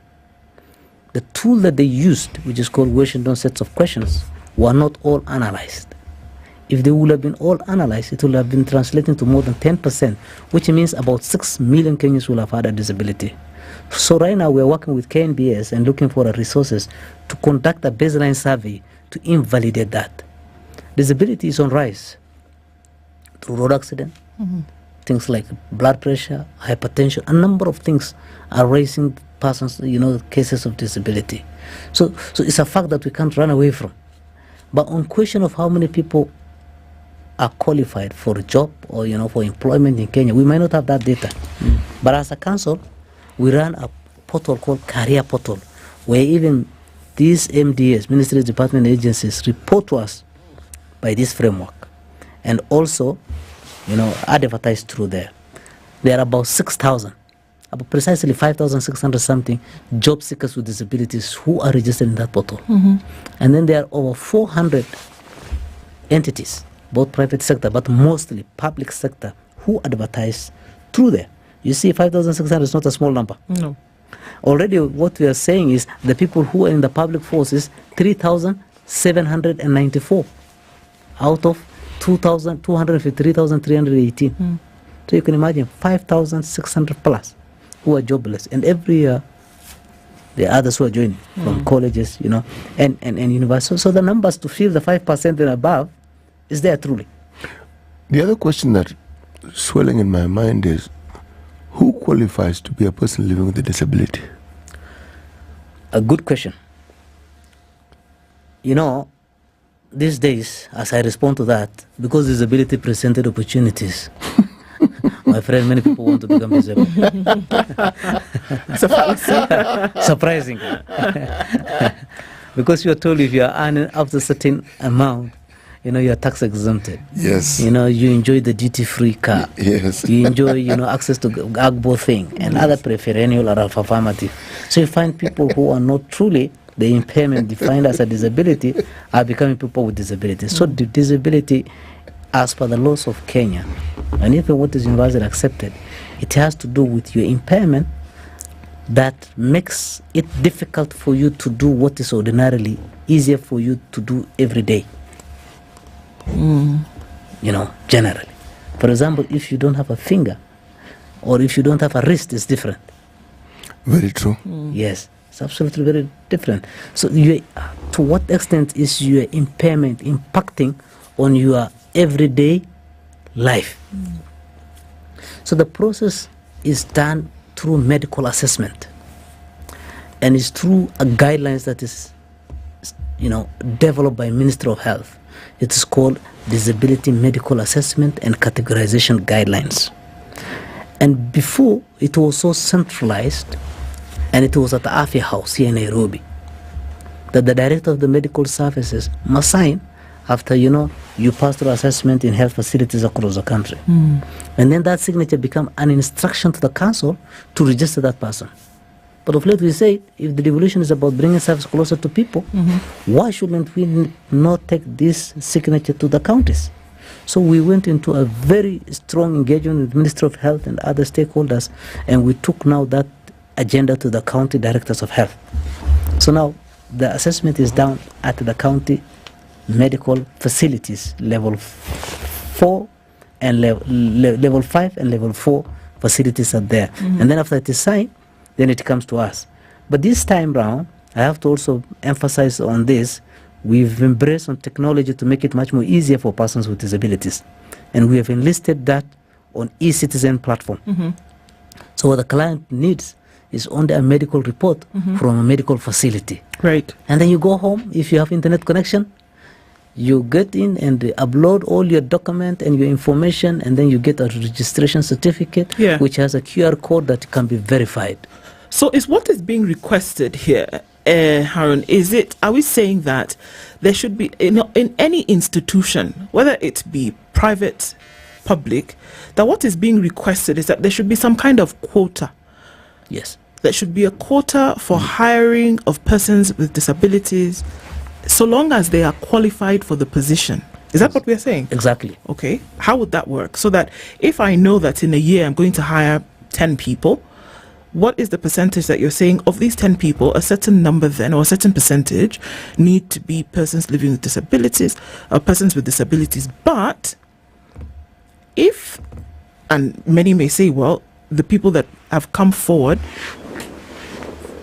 do they meet the qualifications? So it's not regardless of anything, it is that persons with disabilities who meet qualifications, then this is the quota that has been set aside for them. How is that yeah, exactly. You know, the 5% is the constitutional requirement.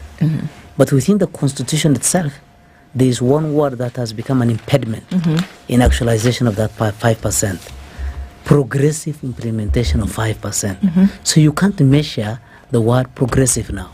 So because of that particular word progressive, we find many entities employing only one person out of 100 people they employ, and they take cover under the word progressive.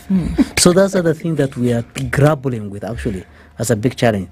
So that can we say, then we say in negotiation and such a framework like PC, put 5% without any wording after it. Yes, whether it is public sector or private sector.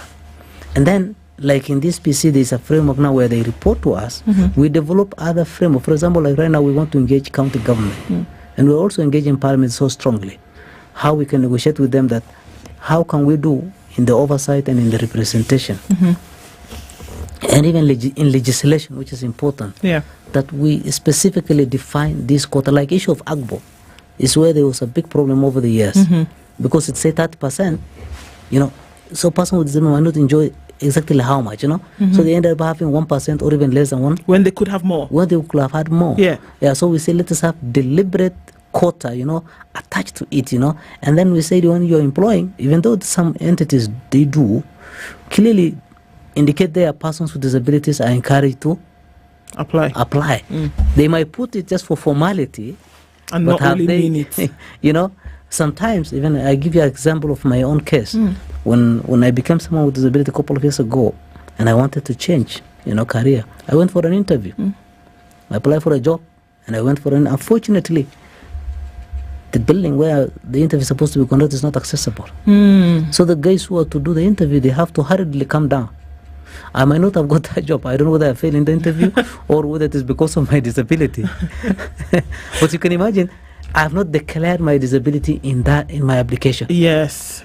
So sometimes when people with disability don't declare because they fear they will not be even called for be locked out interview from the very beginning. Yes, because the employers see disability as expensive because you have to reorganize your office, you have to employ a personal guide, if someone is blind, there's an extra cost. So people are running away from that extra cost.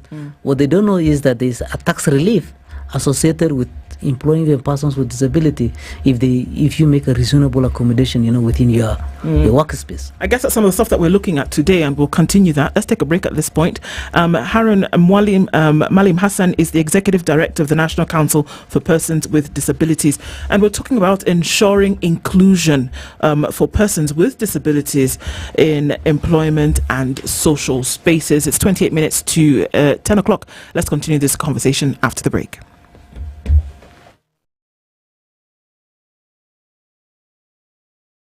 This is the Situation Room, the only way to start your day. If a lion shows you its teeth, it doesn't mean it likes you. It doesn't mean it likes you. It won't start. A liar calls as witness one who is either dead or far away. Say it in Below, you markati kadikta. You know this character called a liar. He has disturbed people.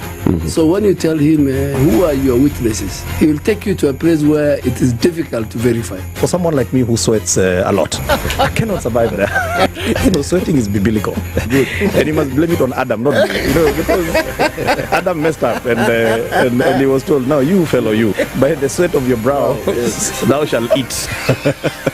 The Situation Room, Kenya's biggest conversation. The weather with SpiceFM. Cloudy conditions in Nairobi this morning, 20 degrees. We'll see highs of 21, and we'll see highs of 21 as well in mostly cloudy Nakuru. It's 16 and cloudy in Nyeri with highs of 21 as well, and we'll see highs of 22 in a mostly cloudy Eldoret at 19. Into Mombasa, it's cloudy at 25 and cloudy conditions at 27. In Malindi, where at 24 Kisumu is cloudy, we'll see highs of 27, and at 24 Kakamega is cloudy with highs of 26. Into Kampala, it's cloudy at 23 with highs of 26, while Dar es Salaam will see highs of 29 and lows of 25. Into Johannesburg, it's sunny at 22 with highs of 24, while Mogadishu is cloudy at 29. Addis Ababa is sunny at 20. Lagos 33 and cloudy, while in Kinshasa it's sunny at 33. We're looking into a sunny Beijing Friday afternoon at 19, and into Paris it's 13 and really sunny at this point. 9 degrees and partly cloudy conditions in London, going to highs of 12, and in New York Thursday night it's cloudy at 11. Coming into Friday we'll see highs of 16 and lows of 6.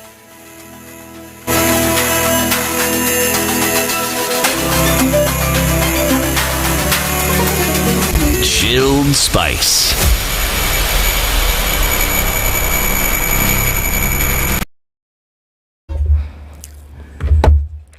Looks like we're done for the most part with traffic this morning. Coming out of traffic hour, well done. Not been too crazy today.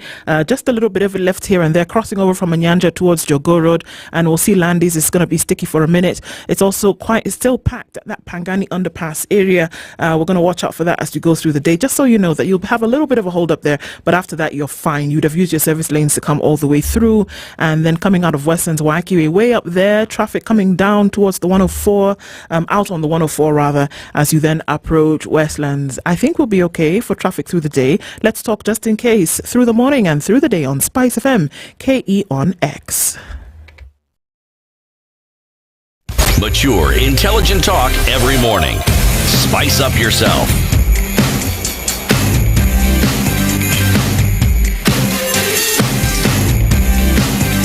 Mornings done right.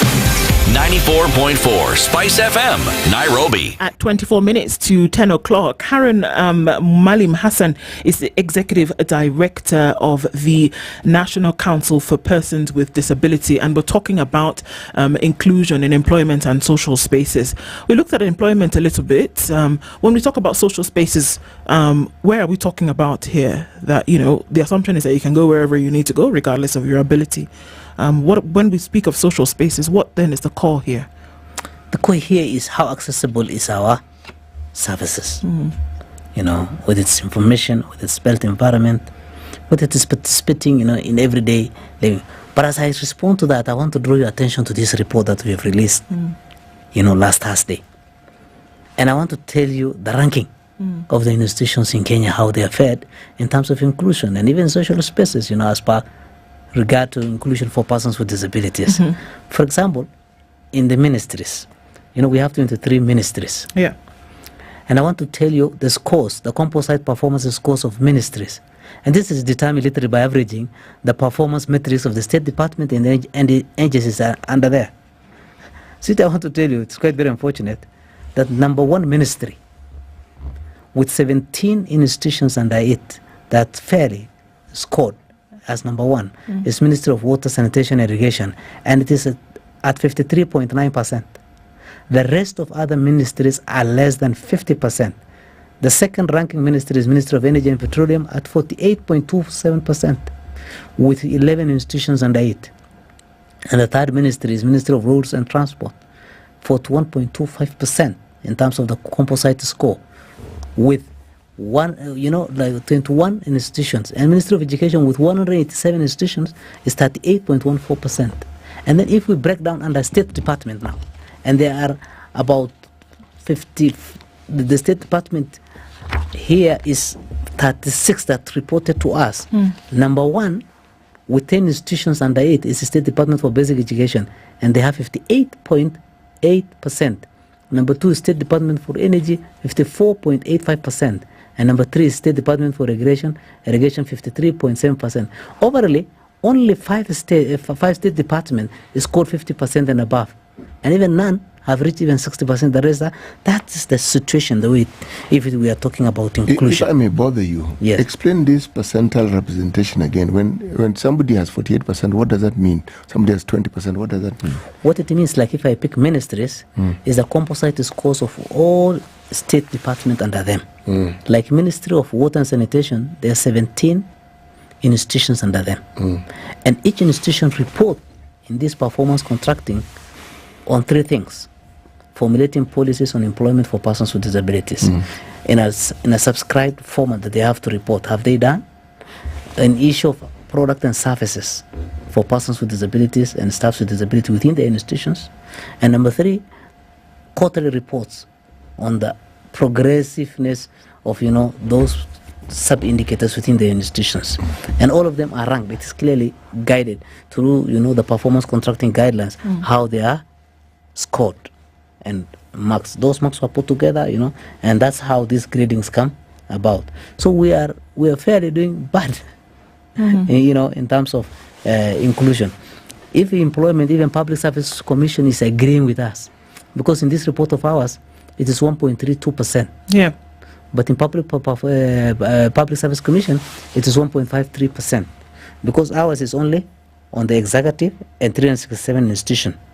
And then Public Service Commission is entire public institution, commissions, others. But the difference also is ours, if you say you have employed, you have to prove.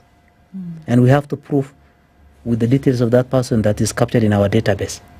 So ours is a tight proof, that anywhere you have employed. When you talk about public service as being now the ministry that would enact or then bring into being some of these requirements that we ask for, right?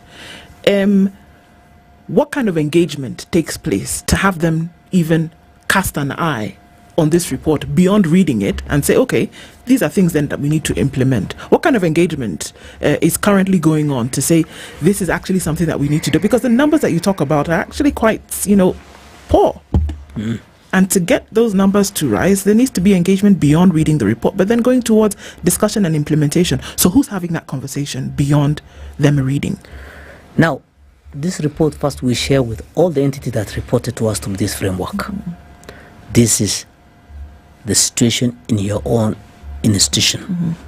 You need to improve, because in the performance contracting itself, you are scored and graded, and it's a contract that you have signed. Cabinet has signed with the president, and the cabinet has signed with institution heads, with its sagas by the board and things like that.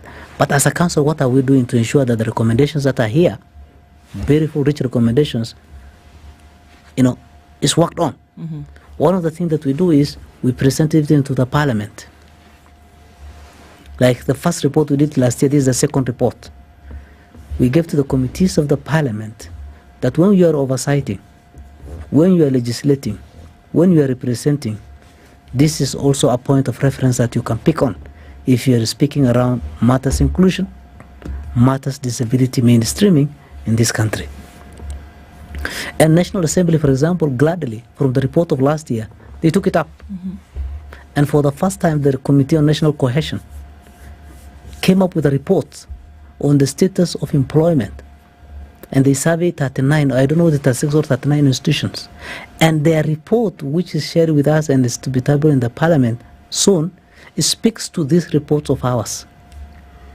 So that you know now, because if you remember, or if you have been very keen, if it comes to cohesion, in employment particularly, people talk about ethnicity. Tribe A, Tribe B, Yes. and it becomes headline. Indeed, the media will report it. And the media also, instead of picking the largest minority, which is persons with disability, cutting across all the ethnic communities, you will have given it much more emphasis. I can't remember ever having... Have you ever read any article which brings out the point that is being made here? I haven't. Yes. I haven't. So no, like the National Cohesion Reports, it speaks on Tribe A, they have the largest number. Tribe B, they have the largest number. You don't draw the attention toward disabilities. I would have even expected the status of the report on this disability inclusion to be a national news, literally. Yes, we have people. Why are we not having 5%, employment? How are we making our workspace, our environment, adjustable? So I think those are the things. But we also present to even other arms of the government. For example, like judiciary.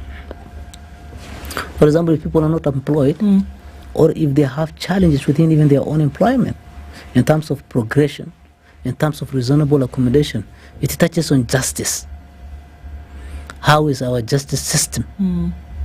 In terms of access, in terms of affordability, in terms of being sensitive to this population is concerned. Those are the things that we need to query, as a country. County government, there are some that are doing amazing. They come up with laws, they establish a fund, but most county government are trailing also. So what are we doing? Because you find some counties saying disability is a function of national government. Like there's a space called national where people live. Yes. It's quite strange. Yeah. So those are the hard thing that we really need to interrogate. So is it a shared responsibility when you say, it's national, it's county? Is it a shared responsibility, or is it a unified collective responsibility when it comes to making sure that you actually then do have proper inclusion across board? It's a collective responsibility. Okay. Because, if you are planning for your county, people with disabilities are part and parcel of the communities there. They are voters there. They are the local communities there. So how is your county integrated development plan sensitive on matters inclusion? How is it reading together with constitution, for example? Because you don't have to implement another law. You drive your agenda out of the constitution and even other act of laws, Those are the areas that disconnect. 2 months ago, we released a report, a research, supported by the USAID on the landscape analysis on counties and national level on the situation of disability mainstream. The situation is bad. Yes, and then out of that is a recommendation that now we are working with development partners. How can that recommendation be, when we are disseminating, we'll be rolling out soon the framework of rolling it out with action plan on how even counties, independent commissions and offices and commissions, parliament, judiciaries also look inward, on their role, not only staffing at their own, but their own role, to ensure that we all collectively build inclusive society. Yes. Let me ask this question.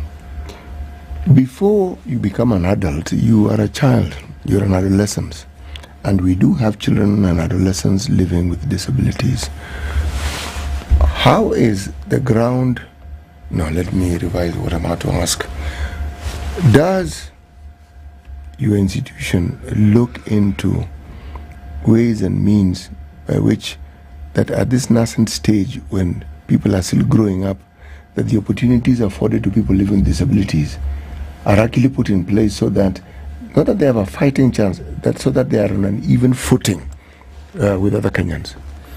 Yeah, what we are pushing as a council, and I think the amendment, after here, even I'm traveling to Naivasha, where we are concluding on national disability policy. We don't have a policy in this country yet. It's about addressing what you've said, actually. How issues of disability is a business of everybody. Yes. And of every segment of society. Exactly. That it is a cross-cutting agenda. Yes, it is. If it is education, what is Ministry of Education doing? Yes. In building inclusive education system in Kenya? If it is health, what is Ministry of Health doing to treat together with the person's disability and the health challenges that they have, or some disabilities as a health issue itself, not just as a condition? What are they doing? Become a cross-cutting agenda. Yes. And then as a council, then, how can we help or how can we engage and negotiate to come up with a clear framework of how do that cross-cutting agenda on disability looks like? In terms of a framework, in terms of, engaging each other, how does it look like? And how could we continue producing such a report to show where are we progressing? And if we are not progressing, why are we not progressing? Where is the rain start beating us that we need to correct a few things here and there? And recognizing that disability matches an expensive lifestyle, it will be with us for life. Yeah. It's something that we'll never run away from. True. Yes. Because as you're speaking, I'm thinking of disabilities that can actually be reversed. Some that can be managed, again, to the point where the individual who has that particular disability can function well and productively within society. But then there's also the understanding that the general public who do not have these disabilities and need, because even as you factor in matters that concern specifically people with disabilities, they live with people who don't have disabilities. And people who don't have disabilities are more likely not to understand. It's true. And when you have people who don't have disabilities supporting these causes, you then have a body mass that is able to push these agendas much, much further. It's true. Yes. They say it is the shoe wearer who knows where it pinches. Yes. So if you don't live there, you will never know. No. The last time when I was here, I shared my own story. Yes. How I ended up on a wheelchair. Yes. And before then, I couldn't have a clue of what disability is all about. Yeah. I wouldn't have understood what I know now. Yes. I don't think I would have taken time even to know. So sometimes I'm a bit tolerant with the society because it is a representation of me when I was there. Yeah. So it takes a while for you to get sensitized. Either you should have a family member, or you're living there, or maybe you're in that space professionally working. So it looks. But you see, on the flip side, no one wants to discriminate people with disability. No one. Like if I fall out of this wheelchair, both of you will rush and pick me up. Yes. That's a love. Yeah. Yeah. Yes. But you might not understand my inclusion approach. Yes. It is a level of awareness maybe that is, until I draw your attention toward that, then you say, oh, really? Then we have to fix here, Yeah. So that's how, we have to also engage the society from that kind of an angle. That maybe the awareness is low, how can we raise? Right. We also preach to even persons with disability, let's be less combative.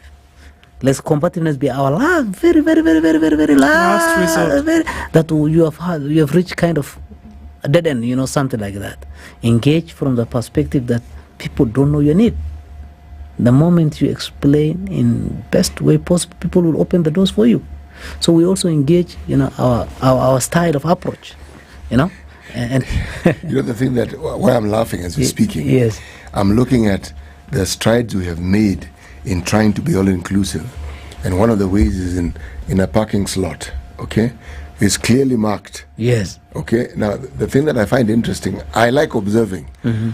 People think it's a free parking where anybody can park. Exactly. Because somebody parks and I'm waiting to see, okay, what disability does this person have? Yeah. There's absolutely no disability, unless there's something wrong with their mind. Yes. But could be. Could be. But on the face of it, there's nothing you can see physically wrong.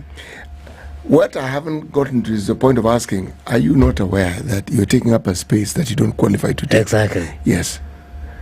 But the truth is, that somebody can ignore it is not necessarily a negative thing. It means that because they know that very rarely will somebody with a disability use that parking, so they think, okay? it also means that they are aware that the people, the awareness of people living with disabilities is in their mind. It's just that it's being expressed in a manner that is not entirely positive, but they are aware. Exactly, like maybe was saying something on that parking. Some people even don't know. Something that it is some embassies, something it is a UN thing. Some people even might not know.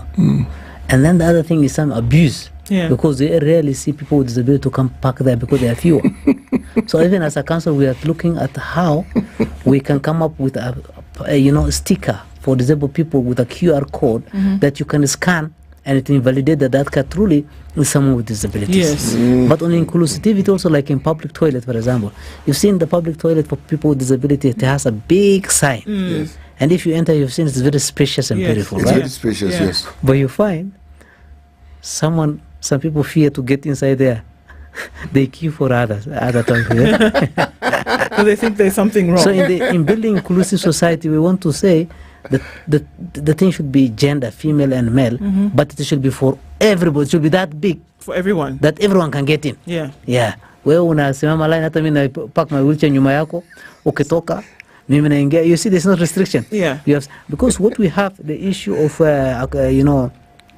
building, the challenge we have, when the buildings were designed by architects, they designed it so beautifully with those features. But when you take that plan and you want to build, the owner tells the foreman, but don't waste the space. Sasa tumepata approval. Finye hapa, weka ka room ingine hapa. So I think that gives rise to another issue here, and that's just looking at inclusion across board, whether you're looking at the private sector or you're looking at public sector, that the issue of funding sometimes comes in. And everybody wants to say, okay, yes, we'll do that. We can, but then we're limited by our funds. And that's usually sometimes the reason that they would give as to why they will not then practice inclusion or at least entrench inclusion. How do we navigate that particular challenge? Because I know that it can be given as an excuse just flippantly, but for some people it is a valid concern that, we try but we can't because we're limited by funding options. I think that's just an excuse. Okay. Because it has to do with enforcement. For example, if buildings are designed and it is approved, it must conform with universal design. It must have the ramp. It must have access and, for everything. The lift must be braille for the blind people. It's a must. So when you're already building, you are not reorganizing your existing house. That can be a different thing. Where maybe you can even apply to KRA maybe for tax relief or something. That's a different thing. The old buildings, for example, are challenges, right?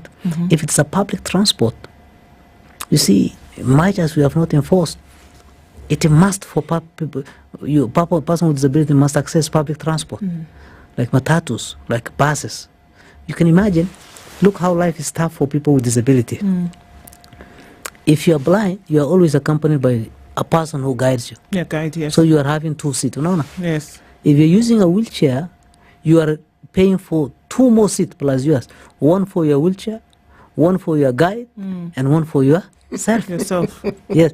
And but even beyond that, it's not even accessible for you. And sometimes the matatus are always on hurry. Or public transport, they say 20, so you might find someone on a small stage for more than an hour, like when it is raining even right now, getting wet and drenched, and such kind of a thing. So you can imagine, it can be really tough, isn't it? So public transport and public buildings is a must that you must, So the issue we have, and what this report is even recommending, could entities like a council and other associated be giving a teeth to bite, an enforcement capacity to enforce some of this thing. That's when we, So I think it's more of doing with enforcement. But Harun, thinking about this, when you mentioned transport, I was actually just picturing this thing in my mind of somebody, say for instance, with a wheelchair waiting at a bus stop. Okay. Does the council or has the council taken the initiative to talk? Because all these transports, all these matatus have circles, they have units, they're well organized. Yes. Has the council taken time to actually educate these people into understanding what they need to do in order to cater for people. Exactly. We're engaging Matatu owners and Matatu Welfare Association. You remember the gentleman, Mr. Muga, who is, that's the chair. We have several meetings with them, and we are signing an MOU with them. And within that MOU, we have raft of ideas. Whether it is the welfare side, whether it is the owners of the Matatu side, how cool. While of course we engage from the perspective of even policy and legal issue with Minister of Transport, but since private sector in Kenya is more of run by private sector, we have to engage them in the best way. Remember, now how can you convince a Matatu guy that he kiti yangu ya wheelchair unibebe free? Yeah. It's taking up a space. Yes. And these guys are, so there should be a negotiation so we have started a negotiation with them. I think very soon we're going to have an MOU with them. That's what we'll be doing. But as the government also looks at how they're regulating or they continue to regulate public, sector, especially in public vehicles, there should be a provision where there are ramps. You have seen in the West, if you get into the bus, equal, space for you to park. Yes. Yes, and everybody knows. Yes. A ramp comes out, you wheel in, the stages, what. Much as we are progressing toward there, how can we relook at the policies governing public, transport system to be inclusive? So this is where we have a big problem. Yeah. Yes. And this is why I think it's important to have these conversations, because like you said, there's a sensitivity whereby we understand, but there's also the sensitivity where, like you said, folks don't understand, don't know. How can we agitate for something that we don't know about? And so that's why I think it's important to continue to have these conversations and continue to push them and advocate for some of these things. And at this point, I want to say to you, Haran, thank you so much for coming this morning. Thank you. I think that there are very, very many more opportunities to discuss some of these things till we get to the point where, at the very least, we're at a satisfactory level, isn't it? Thank you so much for being here this morning. And even as we wrap that up, the Executive Director of the National Council for Persons with Disabilities, Haran Malim Hassan, has been our guest this hour. And as we've been looking at some of those things, the hope is that we can continue to push for them into the future. Thanks for being part of Kenya's biggest conversation this entire week. Have yourselves a wonderful weekend. We'll meet again Monday, 6 a.m. It's 10 a.m.